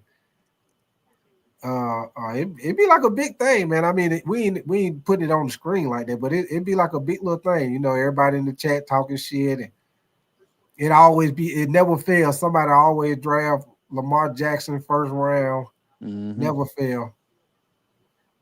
Yeah. I honestly don't even remember what y'all were talking about. I zoned out for a second. The first thing came to my head was asking about that trade. So, y'all Oh talking no, about we was talking about the Rockets and the Lakers. Oh, okay, I got you. Nah, yeah, it's too much hype on the Rockets. They're not a top 3 team. We have to stop. They weren't top 3 last season, and they were arguably better last season because I try to tell you this tight, but none of y'all be listening. Them not having a star player is what made them good because now it's freelance basketball. Now that you have Kevin Durant, the ball got to go through him. So that's going to slow these young guys down. They're going to have to overthink the game because they know, hey, I got to run it through the big homie. Because if KD don't get that ball, he going to be crying. He was crying with the Suns last season in the huddles with Mike Budenholzer. So we know KD's handle, his cupcake ass. If he don't touch the ball a few times, it's going to be a problem. So that's going to change the way they play this season. And I'm telling you, the trap is coming for KD. When they go up against Denver, OKC, and LA, and even Dallas, the trap is coming. KD's going to see too. KD's not going to be able to see the whole court. He's going to have to either go left and work there. He's not going to be able to go right and left, though. One side is getting cut off. And once you do that to Kevin Durant, how good is the Rockets then? They're not that good, man. That's what I'm trying to tell you. I mean, I understand what you're saying, but I don't think they're gonna do that. You're gonna see it. I put my check on it right now. I'm telling you, they're gonna do that, man. The trap ain't nobody trapped them yet. The man he gonna shoot right over you. But the man like 7 feet tall, damn near. Tight. Watch Timberwolves versus Suns playoffs. He like dirt. That's why nobody could never block dirt jump shot. Watch Timberwolves gonna shoot right over you, man. Tight. Watch Timberwolves versus Suns playoffs when Anthony Edwards took his ass out. He got trapped every time, and the ball had to go to Devin Booker, and they put pressure on Devin Booker. He couldn't get the job done. That's why they went home. That's exactly what's going to happen to the Houston Rockets. I have no fear of the Houston Rockets. Now, if you're going against the Houston Rockets and you're not healthy, now you should be nervous. But if we're healthy, tight, if OKC is healthy, if Denver is healthy, even Dallas, because we saw what AD did to your squad, Rick Town, when he pulled up to Dallas, 26-12 in 3 quarters. And Daniel Galford locked us and good up. I got the numbers here. And then with Kyrie back and D'Lo off the bench, the Rockets ain't nothing, man. I fear Golden State. That's who we sleeping on, tight. No, why is nobody talking about Golden State? What else does Golden State have to do for y'all to really put some respect on their handle? They got to get a big man. They don't need no big, tight. They're gonna get a big, but they don't even need that. Stephen Curry's the most. They gonna need that in the playoff, Rashad. Believe that. Tight.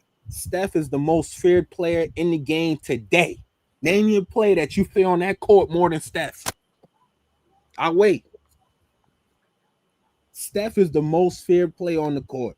No question.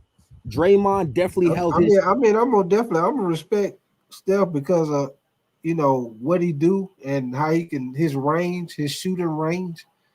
But I'm telling you, man, if they don't get no big, that's gonna be a problem when they get in the playoffs. All the main teams gonna have two bigs on the floor. Draymond Green is not gonna be able to handle two bigs. He already undersized already. He did it already, Tight. He handled Sengun already. Shut his ass down in 2 games. But now you're gonna have Sengun, Steven Adams, and you got old boy that they got from the Hawks. You're gonna have all them. Clint Capella gonna be on the bench. And Jabari. You have all them guys, man. He can't guard every goddamn body. He only can guard one person. He can't guard everybody. They need to go try to get Al Horford what they need to do. Man, Tight. Clint Capella gonna be on the bench eating fufu or some shit. He ain't gonna touch the court. Yeah, that's a backup play. The Rockets got an extra big just for injuries. All those guys ain't getting minutes. You think what team has a 3 big man rotation? One of those guys is gonna be on the bench watching. So that's number one. It's going to clearly be Steven Adams with Sengun. Clint Capella will not be on the court. He'll be on the court when 3 guys get injured and there's a DNP. But I've never seen a team have a 3 big rotation. So he's not playing. And Draymond already locked Sengun down tight. I'm trying to tell y'all, Sengun, like Draymond is about all that, man. We acting like Draymond a sucker. Draymond shut shit down, man. Defensive player candidate last season. He ain't worried about nothing. There's nobody I could fuck with Draymond besides Jokic and probably Anthony Davis, but everybody else is Shaman to Draymond, man. He handles that. And then I want y'all to go type up Draymond versus Kevin Durant and see what he did to Kevin Durant last season. Locked his ass up too.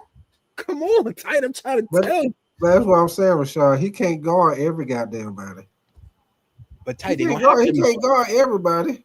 So we're going to dismiss Jimmy Butler. Jimmy Butler don't play. Jimmy Butler's not a lockdown defender. That's what we're going to do. I ain't going to lie. I think Draymond, I think he's just not going to be as effective as he was years past. I mean, I think he's progressively getting worse and slower on it with his feet. But Nathan, his role is to be the enforcer, to be the bad guy, to obviously operate the offense, help get Steph those off-ball screenshots. All right. And to smash down there in the paint. His role ain't to score. That's why Draymond is successful every season. They don't ask him to do anything more than that. Jimmy Butler, Steph. And bro, did y'all see the report about Golden State? That's what I said we're sleeping on them. We should be talking about them a lot more. They're in play to get Malik Monk for Jonathan Kuminga, man. Steph and Malik Monk in the backcourt with Jimmy down there and Dre to handle the defense. That could be scary. It is scary. Jimmy as your third option is scary. Jimmy would be the scariest third option in the league. Are we serious with Malik Monk? Oh my God. That's who they talking about, Tight. A trade is out there. It's already on the table. Golden State just has to win. And then Golden State might get Josh Giddey for Jonathan Kuminga. Like, come on, man. We got to start looking at Golden State. They already showed us in 2022 what they handle is, man. When you got Steph and Dre on the court, they're a threat. They already showed us that. Why are we ignoring that? Why are we doing it? We'll see. We will see. They already showed us, right? Yeah, they got to make them moves. They I know one thing. They ain't with what they got. They better add something. Tight. Everybody done got better. Everybody done got better except for them and Minnesota. They the only 2 teams ain't really made no moves. The fact that they haven't made moves says everything I need to know. That lets me know that Steph and Jimmy and Dre, they comfortable down there. They're not worried about nothing. And I fear some guys that ain't worried because they haven't made any moves. So that lets me know they extremely content. And you're gonna get Jimmy in a full training camp. So he's gonna look a lot better than last season. We're sleeping on him, man. This is giving me 2022 vibes with this Golden State team. I'm worried about them, Tight. I really am, man. I ain't worried about them. Oh, I'm worried. Tight. I ain't worried about that. Tight. I need you to watch film tonight, 2022 finals.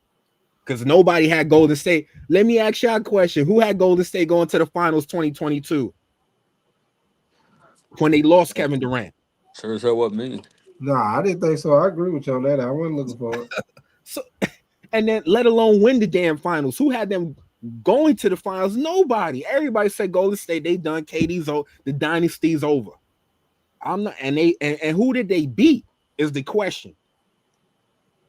Jaylen Brown, Jason Tatum, Derek White, Marcus Smart was on that squad. Robert Williams was on that squad. Al Horford, and I saw Steph go off for 43 in a potential closeout game.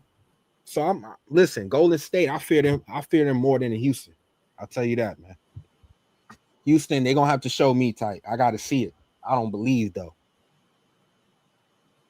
No, I see differently. I don't. Just me. I mean, I know what you're saying with the 2022 team. Same situation. But it's like Clay was a factor in that series. I mean, they don't have Clay no more. Not with the Splash Brothers. I don't know, man. I think Golden State, they'll have a good season, but if they don't make an upgrade to their team, man, especially in the big man position, that small ball shit going out the door, man. It's not what they get playoff time. They better not run into fucking Dallas. They better not run into Denver. That's gonna be a problem, man. Yo, tight. They gonna get dominated in the paint. Tight. AD gonna destroy their ass, man. Yo, Dallas and Houston are the most overrated teams this season. Dallas and Houston, man. What the hell you think Dallas is gonna do with Kyrie coming off this injury, having to run around chase Steph? You Kyrie think ain't gonna be the one checking Steph? Nobody can check Steph. Nobody. Kyrie will not be checking Steph. And then why are we so big on Anthony Davis? Like, we dreaming. Anthony Davis was good 2020 in the bubble. He hasn't been the same since. That's why we traded his ass. And he was in trade conversations before we got Luka because of his bad play. He can't shoot. He forgot how to shoot. 2022, he was shooting almost 39% in the playoffs. His numbers last season, y'all, 23% from the three-point line. That's why we moved his ass to the 5. So he's playing the 4 for Dallas. He's going to hurt Dallas at the 4 because he's not a threat. Unless he's coming inside, we're going to give him that Westbrook treatment. Shoot it. Now, shoot it. Now I agree with you. We don't know if AD going to be healthy, but if he is healthy when they go in the playoffs, it's going to be a problem if they play Golden State. If he healthy, he going to be a problem in the playoff for Golden State. They ain't got nobody to match up with him. Nah, tight. He gonna be a problem, man. Believe that. If he healthy, which is an if, but if he is healthy, he gonna be a problem. I'm assuming Dallas is healthy, and I'm telling you that if we're assuming they healthy, he can't shoot. With a healthy AD, they ain't fucking with AD. They ain't got nobody to fuck with him if he healthy. Nobody. AD's gonna hurt himself. He wants to play the 4. He can't shoot. Look at the numbers. He shot 23% from the three-point line last season.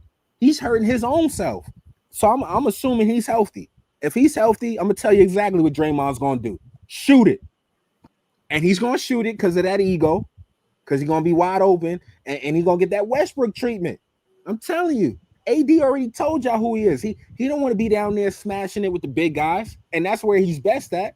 He wants to shoot on the perimeter. And you're right. He did say that. He wants to shoot on a perimeter, and he can't shoot. He's still holding on to 2020. He can't shoot. That's why we put his ass at the 5. And Steph is the most feared man. I love Kyrie, but that's not the problem. That's not the issue Kyrie want coming off of ACL. I'm telling you that right now. Maybe next year, but he don't want that issue coming off of ACL. Steph is not the guy you want to see. To get. I doubt if Kyrie be guarding him though. I doubt if he be guarding. Who gonna guard him? It ain't gonna be Kyrie. So who gonna guard him? Cooper Flag? I don't know. It might be Roger Marshall or somebody. It ain't gonna be him though. I doubt if it's him. There's nobody. I doubt if him. I doubt they gonna have him chasing stuff around them damn screens and shit. No. Hey, Rashad has the most diabolical laugh whenever you make a point that he thinks is blasphemous. He'd be over like just laughing, just ready to fucking fire back. Because he just said Najee Marshall. He ain't gonna touch the court. He'd be lucky to touch the court and get in that rotation. Nobody's checking Steph. Steph is gonna give you 40. Yeah, Steph going now. I'm not 40. knocking that. Steph gonna get his. No, not his 40.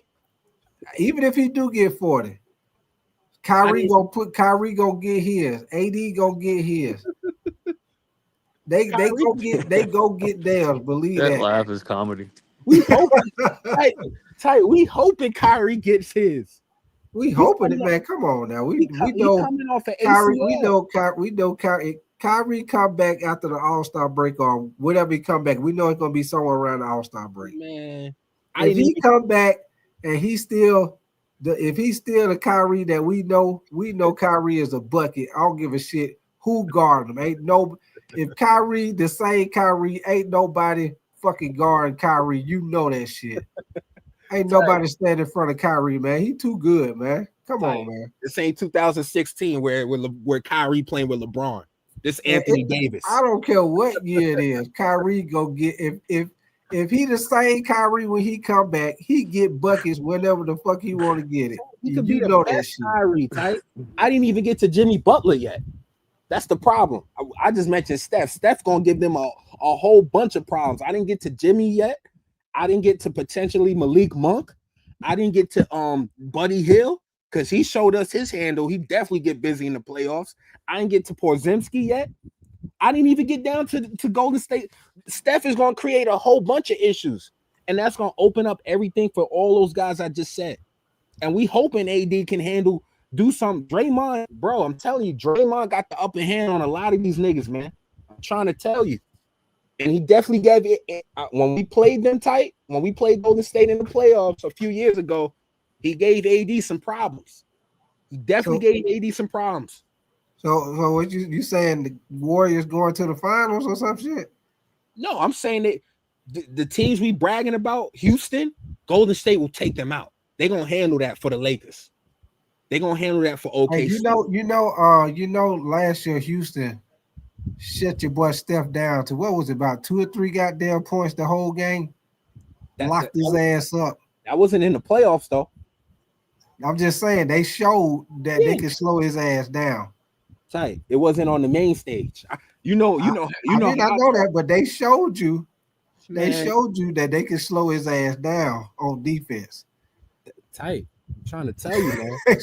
Hey, his ass had what 2 or 3 goddamn points the whole day was on his ass. So why they didn't do it in the playoffs? They showed you that they could do it if they showed you that they could do it. Why they didn't do it in the playoffs? Why they didn't do it in the playoffs, tight? Because, I mean, it wasn't like he was balling like that. I mean, well, let me see. He missed the last what? What he missed the last what? 3? What was it? 3-4 games he missed?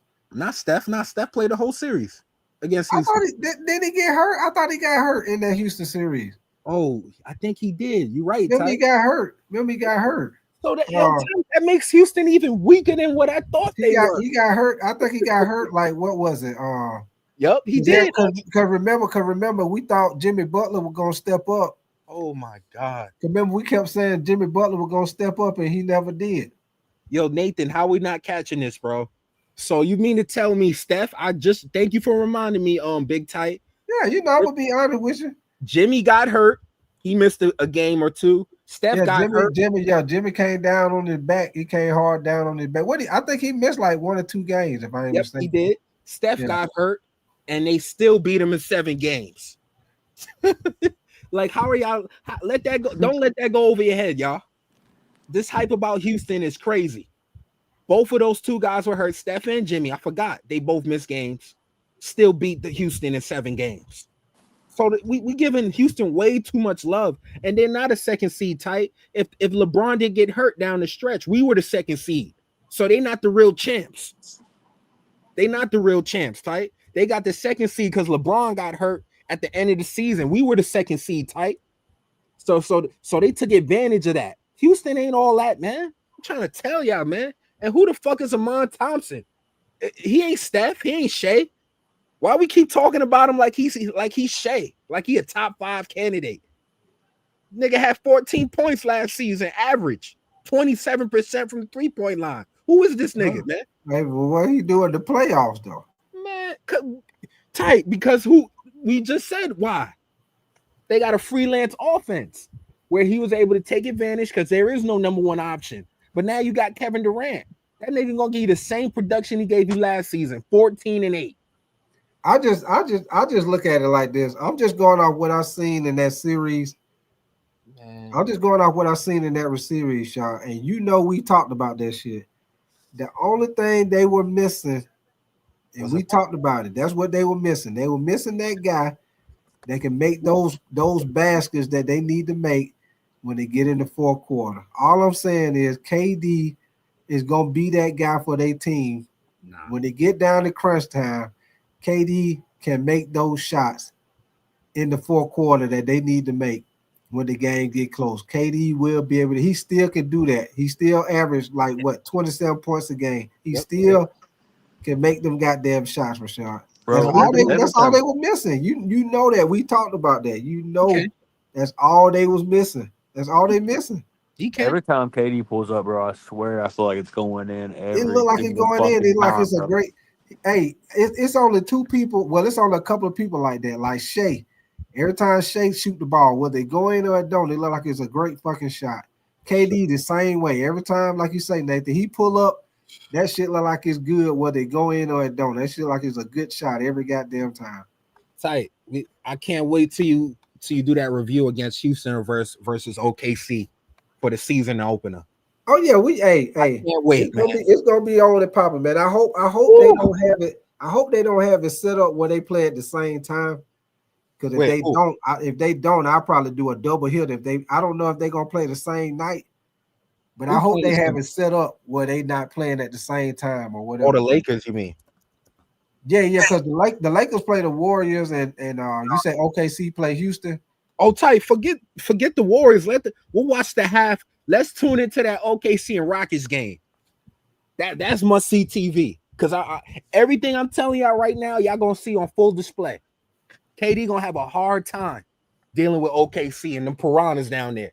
You haven't had a roach issue? I haven't, but I googled it, and that's exactly what's gonna happen with Kevin Durant and OKC. It's gonna be a whole bunch of roaches on his ass, and he ain't gonna have all his space, all his 26 a game y'all talking about. It ain't gonna look that easy. Y'all gonna see. I want to see that game. I can't wait. That 26 a game is not gonna be easy against OKC. I'm trying to tell you, Tight. Who gonna stop him? Tight. Yo, Tight, why are you not acting like OKC ain't locked down Jokic in the playoffs? Jokic and Kevin Durant is two different goddamn players. So whoa. They're two different players, man. Man, come on, man. Yo, Tight, KD go get his. He gonna get his points, man. Come on, man. Yo, Tight. So y'all, we gonna let Tight say that on the channel. I said Jokic. He said KD's better. I said I didn't say he better. I said they two different players. They don't even play the same, man. They play two different. What you mean by that? Explain. They two different type of players. Explain that. What you mean by that? Okay, the Joker. He more of a facilitator. He a big man. He gonna put his weight on you. He gonna post you up. He more of a facilitator. Kevin Durant is a scorer. They play two different games. They don't even play the same. Oh no, they two different type of players. Tight. That's two different type of players. They not even the same player, man. They're two different type of players. Okay, so Tight. If we talking, the numbers don't lie. The numbers are the Bible. Jokic averaged 29 points per game last season. Kevin Durant 26. So if we just talking about the offensive side of the ball, which you are, right? Jokic is more of a threat, way more of a threat. And then didn't Jokic just come off a 30-point game season? Yeah, that was last season. Right. Like I say, Joker is a great player. All I'm saying is they two different type of players. I'm not saying Durant is better than Joker. I'm not saying that. Hell no, not right now. No, he not. I mean, Joker like in the MVP running every fucking year, he a fucking stat machine. All I'm saying is that they two different type of players. The same guy that's guarding Joker is you're not guarding Kevin Durant the same way. Kevin Durant can take you off the dribble. Joker ain't doing stuff like that. Easier to Joker track. inside the paint. Joker can make moves. He got great. Joker is slow as hell, but the reason why Joker is a great player because he have great feet. He's slow Correct. as hell, but he got great fucking feet. Correct. He got great feet where he can get you in the post up. Got great moves. Got great fucking feet. That's substitute for his slowness as a player. Tight. But if we talking about film, because I break down film. So you do NFL, you got that, but this basketball, baby, this is just so you in my world. If you're talking about film, it's easier to trap when you dancing around on the perimeter. It's harder to trap a guy like Jokic because he's in and out, back to the basket, ball in the hoop, easy, one and done. And then the weak side, it's gonna take time to get to a guy in the post. KD's gonna operate on the perimeter. It's gonna be easy to key in on his ass. We know that. So that's my whole point. Jokic, if they was able to do that to Jokic, wait till they get a hold of Kevin Durant. And I hate to say it, Steph is not on the court. We gave Kevin, we've never really gotten to see Kevin Durant operate on his own. He's always had the upper hand. He had Steph and Clay. Nobody was able to trap him then. So he was able to put 29 up against LeBron. Even him with Brooklyn, he had Kyrie and James Harden. You couldn't really trap Kevin Durant when it came down to it. Even in the Suns, you couldn't trap Kevin Durant, and he still got trapped because they were able to expose Devin Booker in those situations. Who does he have right now? He has nobody. He has nobody. He's in Africa by himself with Amon Thompson, 27% from the three-point line, and then Fred VanVleet. That's who he got, Type. He don't have another guy that could say, yo, I got this. Katie, fall back. I got this. Who's that guy? So are you saying that Houston, you don't think they're a top 5 team, top 3, 4 team? They definitely not a top 3 team. Top 5? Probably. Yeah, me being real, they top 5. They're not top 3. They're not top 3 at all. Okay, your top 3 then. We have OKC, Denver, Lakers. Lakers were a 3rd seed last season. So that's a given. I think we're going to be better than last season because I think we're going to be better than last season too because we got, we made some moves to make the team better. Okay, who you got at 4 then? At 4, that's where Houston probably comes into play. You probably throw them at 4. We obviously got the Clippers in there. Clippers, I'm taking them out. I don't think they're going to be healthy. I'm putting Golden State in there at 4 or 5. I probably right now, being real, I got Houston over Golden State right this second. Once they get Al Horford, which I think is already shit. If Al Horford hasn't signed yet, we know he's not going to the Celtics because the Celtics, they got they tickets for Cancun for the whole season. They got season tickets to Cancun. So we know Al Horford is not going there. So I believe they already got Al Horford on in the bag. They're trying to figure out Jonathan Kuminga first, and then Al Horford will sign. I already see what's going on, Type. So they're going to get Al Horford. When they get Al Horford, they're better than Houston, easily. And I already told you, Houston, we keep saying Houston is the 2nd seed last season. No, they're not. The Lakers were the 2nd seed. When LeBron got hurt in the last few games, that's what allowed Houston to creep back in. Houston was a 4th seed last season, Type. Let's do our research properly. They ain't the real champs. They on some Wakanda shit. They got that little Wakanda flower shit making them Superman. They ain't nothing. They only a 2nd seed because LeBron got hurt last season and we ended up falling back, and then we had to fight back for the 3rd seed. But this is what I'm saying though. They were able to stay in the top of the Western Conference with the team that they had last year. And you don't think that KD make them better? The only person they really lost is what, Dylan Brooks, really? You don't think KD make them better? They brought Steven Adams back. They got your boy from the Hawks. They got Dorian Finney-Smith. Watch. You don't think that make them better? Tight. When it comes down to breaking down film and trades in the NFL, when you trade for a big time player and you got to lose those pieces around, it's addition by subtraction. They're the same level team as last season. They were great last season because you didn't know who to guard. You didn't know who am I guarding? Who's the scouting report on? There was no scouting report. That's why they were able to be successful. The scouting report clearly is Kevin Durant, correct? Right. All right, now, so it's a whole different ball game for Houston. Now the scouting report is clear.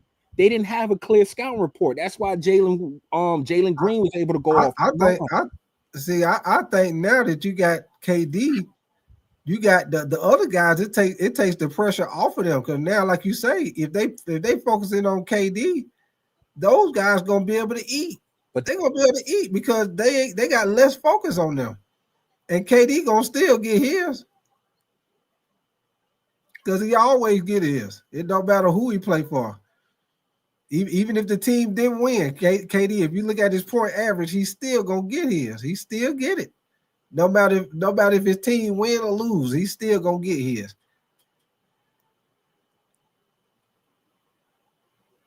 So that's why I say even with the fact of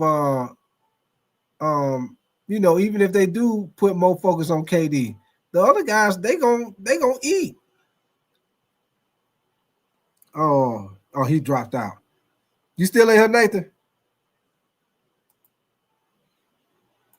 Give me 1 second. Yes, sir. Okay. Yeah, my bad. I gotta put the link back in the chat. I'm sure I fell out. What you think? What you think about what he's saying, Nathan? About like the Warriors and stuff, and the Warriors being like more of a threat than Houston, or potentially like a really good threat to the Lakers. Yeah. I mean, overall, I always have like a little bit of fear of playing Steph in a playoff series just because of how consistent Steph's always been. But I think that I would fear playing Houston overall more than the Warriors. I think Warriors are probably gonna be like a 8th seed, 7th seed, 8th seed. Yeah, like I say, they gotta make a move, man. They gotta make a move, because I don't see them beating the top team like that in a 7-game series with what they got. I just don't see it. Yeah, I mean, I agree with that. So I don't know. I mean, like I said, I got them around like 7 or 8, and I think Houston will probably be definitely top 4 by the end of the season. Obviously, as long as they stay healthy, but you can say that for everybody. If everybody's healthy, then I think they're top 4. Nah, man. I think the gas on Houston is high. It's too high. If we just talking about film, KD's gonna get trapped, y'all. He's playing with nobody. Fred VanVleet. Who's the second option for Houston? Let's get down to something here. Let's really break down film. Who is the second option for Houston? Shoot, probably see right there. We don't even know. Sagoon, man Thompson. This one of them two. That just proved my point with that response. Nobody knew. When I say LeBron, when I say who's the second option for the Lakers, LeBron. But with Houston, it's maybe Sangoon. There is no second option for Houston. That's gonna be their problem. They're gonna be great defensively. That's because the way they play, man. They more of a, what you want to call that? More of a team basketball playing team. They don't really have that go-to guy. And that goes back to what I'm saying. That's why I say KD makes them a better team, because they needed somebody like KD. They needed that go-to guy. They didn't have that. Now they got that. All I'm saying is, I'm not saying Houston gonna win the championship. I'm just saying KD, even though he done got older, I feel like he's still good enough when the game get in the fourth quarter. You need somebody to make a clutch shot. He good enough to do that. That's all I'm saying. And then Tight, you just heard Rick Town. He says Angoon as your second option and Fred as your third. Respectfully, if you got Fred as your third option, you got a lot of problems. You got to figure some shit out. That ain't gonna work. That's not winning a championship. That's not beating the Lakers, OKC, and Denver in the playoffs. So let's pack that all the way up. All right. And then let me ask y'all a question, because we so high on Kevin Durant. Like, if he playing with Golden State, this 2025, correct? Right. Okay. So is Kevin Durant a top 5 player? Okay, then, because for this shit, for the Houston to really be, for us to be hyping them the way they are right now, KD would need to be a top 5 player. That's the only way I could understand all of this shit. Is Kevin Durant a top 5 player? I think it really depends on how healthy he is, for real, and how in shape he is. Everything healthy. We're gonna be fair. Everybody healthy. Is Kevin Durant a top 5 player? If he's completely healthy and in good shape, then Everybody I healthy. think there's an argument for it. Please, man. I Please. think if I made my list and took time to think about it, I probably wouldn't put him in my top 5. But I think there's an argument for it. Nah, He's I didn't say an definitely top 10. argument. I said, is he a top 5 player? That's the problem. We keep making arguments. We don't need to make arguments. Is he I a top 5 gotta, I gotta think player? about it. Who I would put my Yeah, top 5. I think when you think about it, He's not a top 5. But I agree with Rick H-Town. He's not top 5, but I think he probably still top 10 though. Top 10 is cool, but what team without a top 5 player has won a championship in the last 5-10 years? I'll wait. I mean, and like I said, Rashad, I'm not saying that Houston gonna win no championship. I'm not saying that. I'm just saying my thing that I'm saying is I just don't see them having a pretty good season last year, and then you pretty much add to the team, and you telling me they ain't gonna be no better? They're gonna be better offensively, kind of, when they go up against some certainty. I'm thinking about the top teams in the West. All that shit with Kevin Durant, it's gonna be easier to lock in on Houston because now I got the scouting report. The scouting report is Kevin Durant. Once I take Kevin Durant out the game, we're gonna win every time. Zangoon, come on, bro. Let's pipe that shit down. This nigga ain't Jokic, man. He's not winning the game for you. He's not winning the series for you. Who can win a series for Houston besides Kevin Durant? Because we know what can happen with the Lakers. If Luka goes down, I know LeBron can win me a 7-game series. All right. Same with OKC. We know if Shea goes down, we've seen Jalen Williams drop 40 in the finals. We know his handle. Same with Denver. We know if Jokic goes down, they got Jamal back. And we know Jamal the truth in the playoffs. Same with Golden State. I know Jimmy didn't show it last season, but we know Jimmy can win a 7-game series on his own. Houston don't have that. And this is my thing, Rashad, and you might disagree, but to me, from what I seen last year, Jimmy Butler didn't look like the same. He didn't. Playoff Jimmy Butler. Because when we was doing those games, man, especially when Steph got hurt, I was looking for the playoff Jimmy Butler, but we never seen it. We never did get it.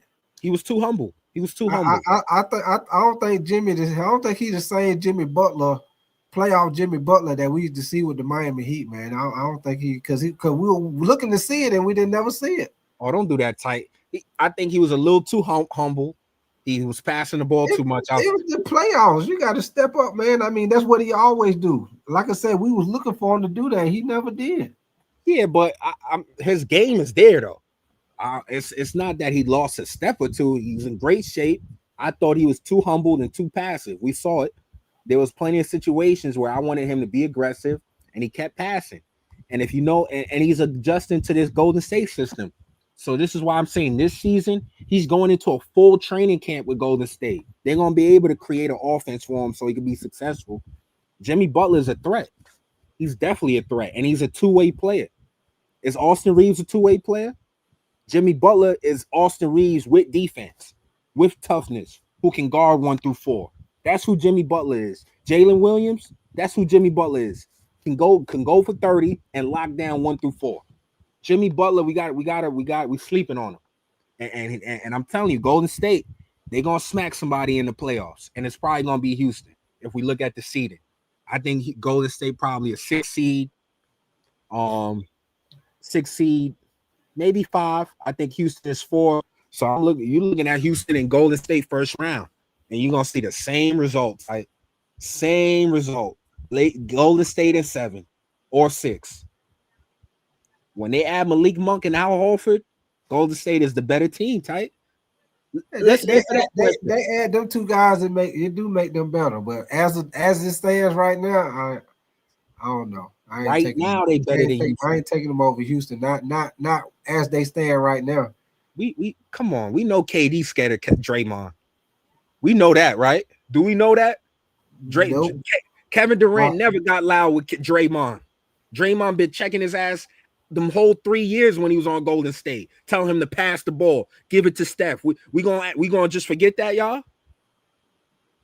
We gonna forget about that Clippers game where he told Kevin Durant, when you leave, we gonna win the championship when you leave, and that we don't need you here, and we didn't watch Kevin Durant cry.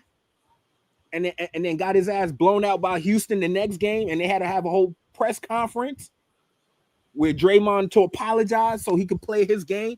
Come on, Kevin Durant's scared of Draymond, man. That's what's about to happen. I'm telling y'all, it's gonna be must-see TV. KD is soft. We most definitely got to see that shit. KD is soft, y'all. I'm trying to tell y'all, man. We most definitely have to see that. But I like Tough Puppy. He was talking about the Denver Nuggets, and they gonna be better too. Nah, I mean tight. Denver Nuggets gonna be better too, man. Denver, they was best when Michael Porter was balling. Well, Michael Porter, that was their sneak pick, right? He was Michael Porter. He had that shoulder problem, and he wasn't making the 3-pointer consistently like he was when they was winning the championship. But I think that was a great pickup they got old boy from Brooklyn, man. I think that was a great pickup. Great pickup. Yeah, it's a safe pickup. I'm not gonna lie, it makes them better because you're gonna get more consistent play. But Bruce Brown, he's 3 years older. We living in the past, man. Same with Tim Hardaway Jr., man. We gotta ask ourselves, why were they able to sign these guys?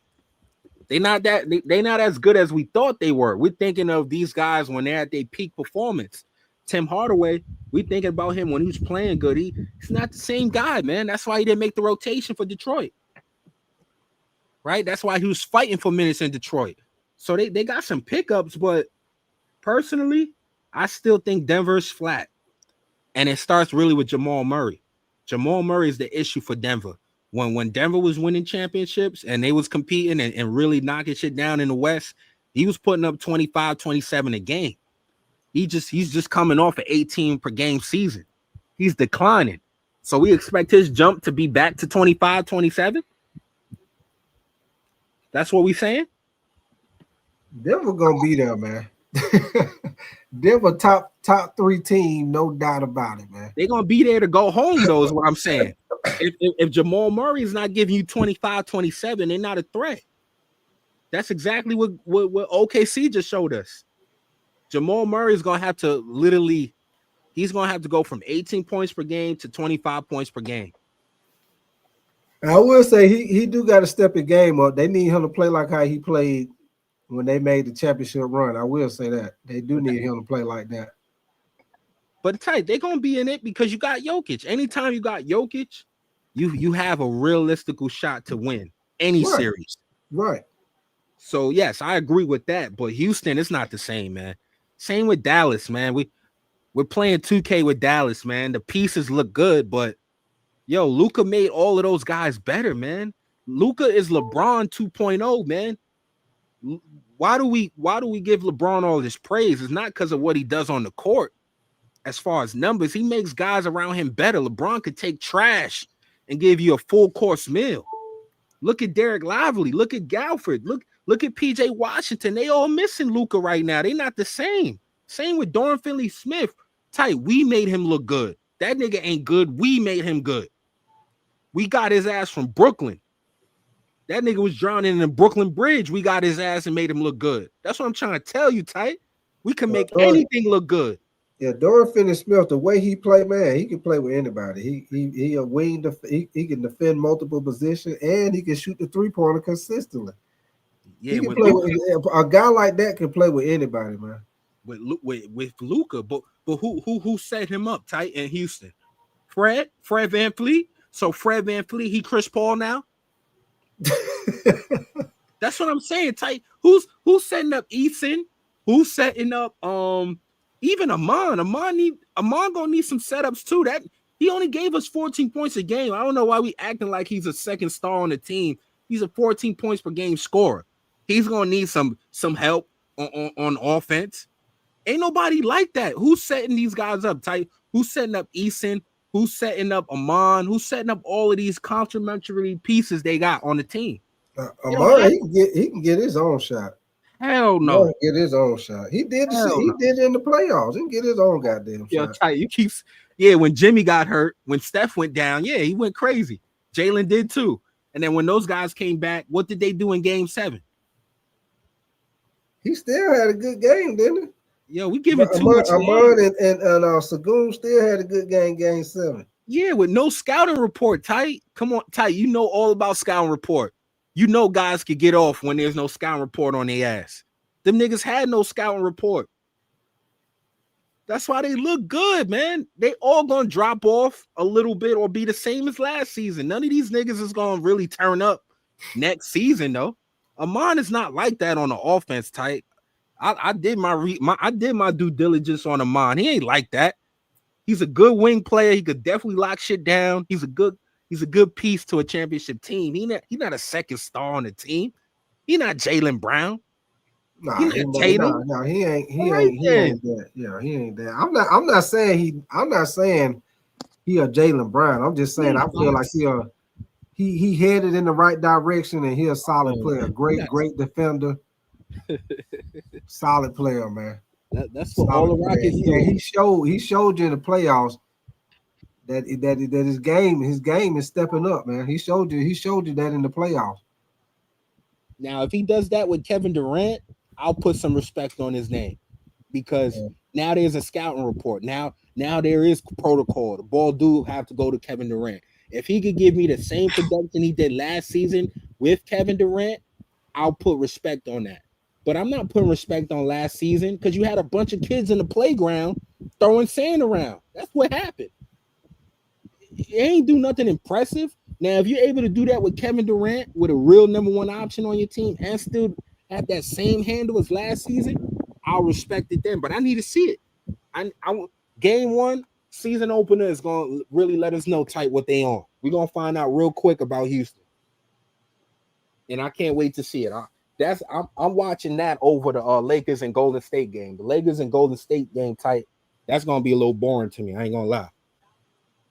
Well, it's most definitely gonna be must watch TV because they're gonna hype that up with LeBron and Steph. Yeah, but I'm looking at potential playoff matchups for the finals. To me, I wish we would have got the Timberwolves to open the season, man.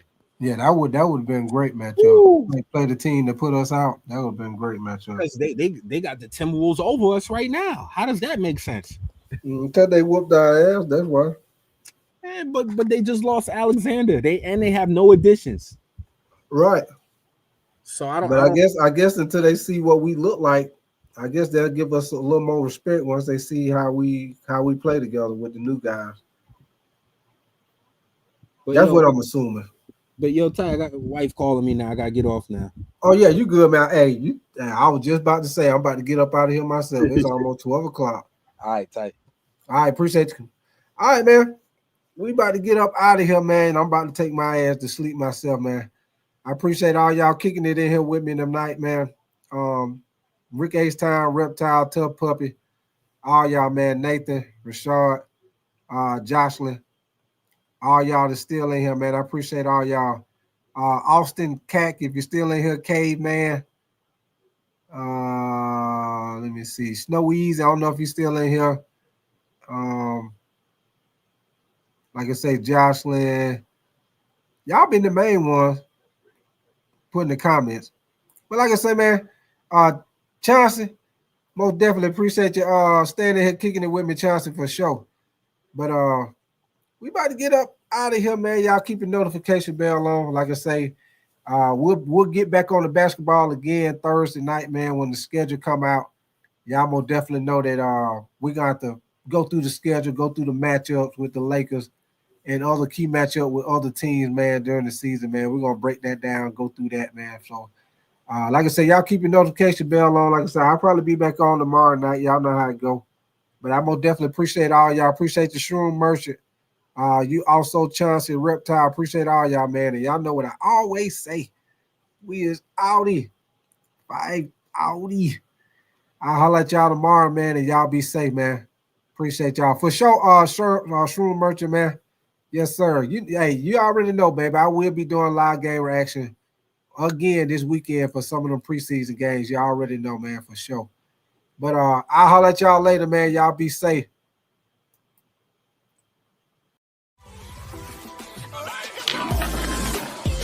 Yeah.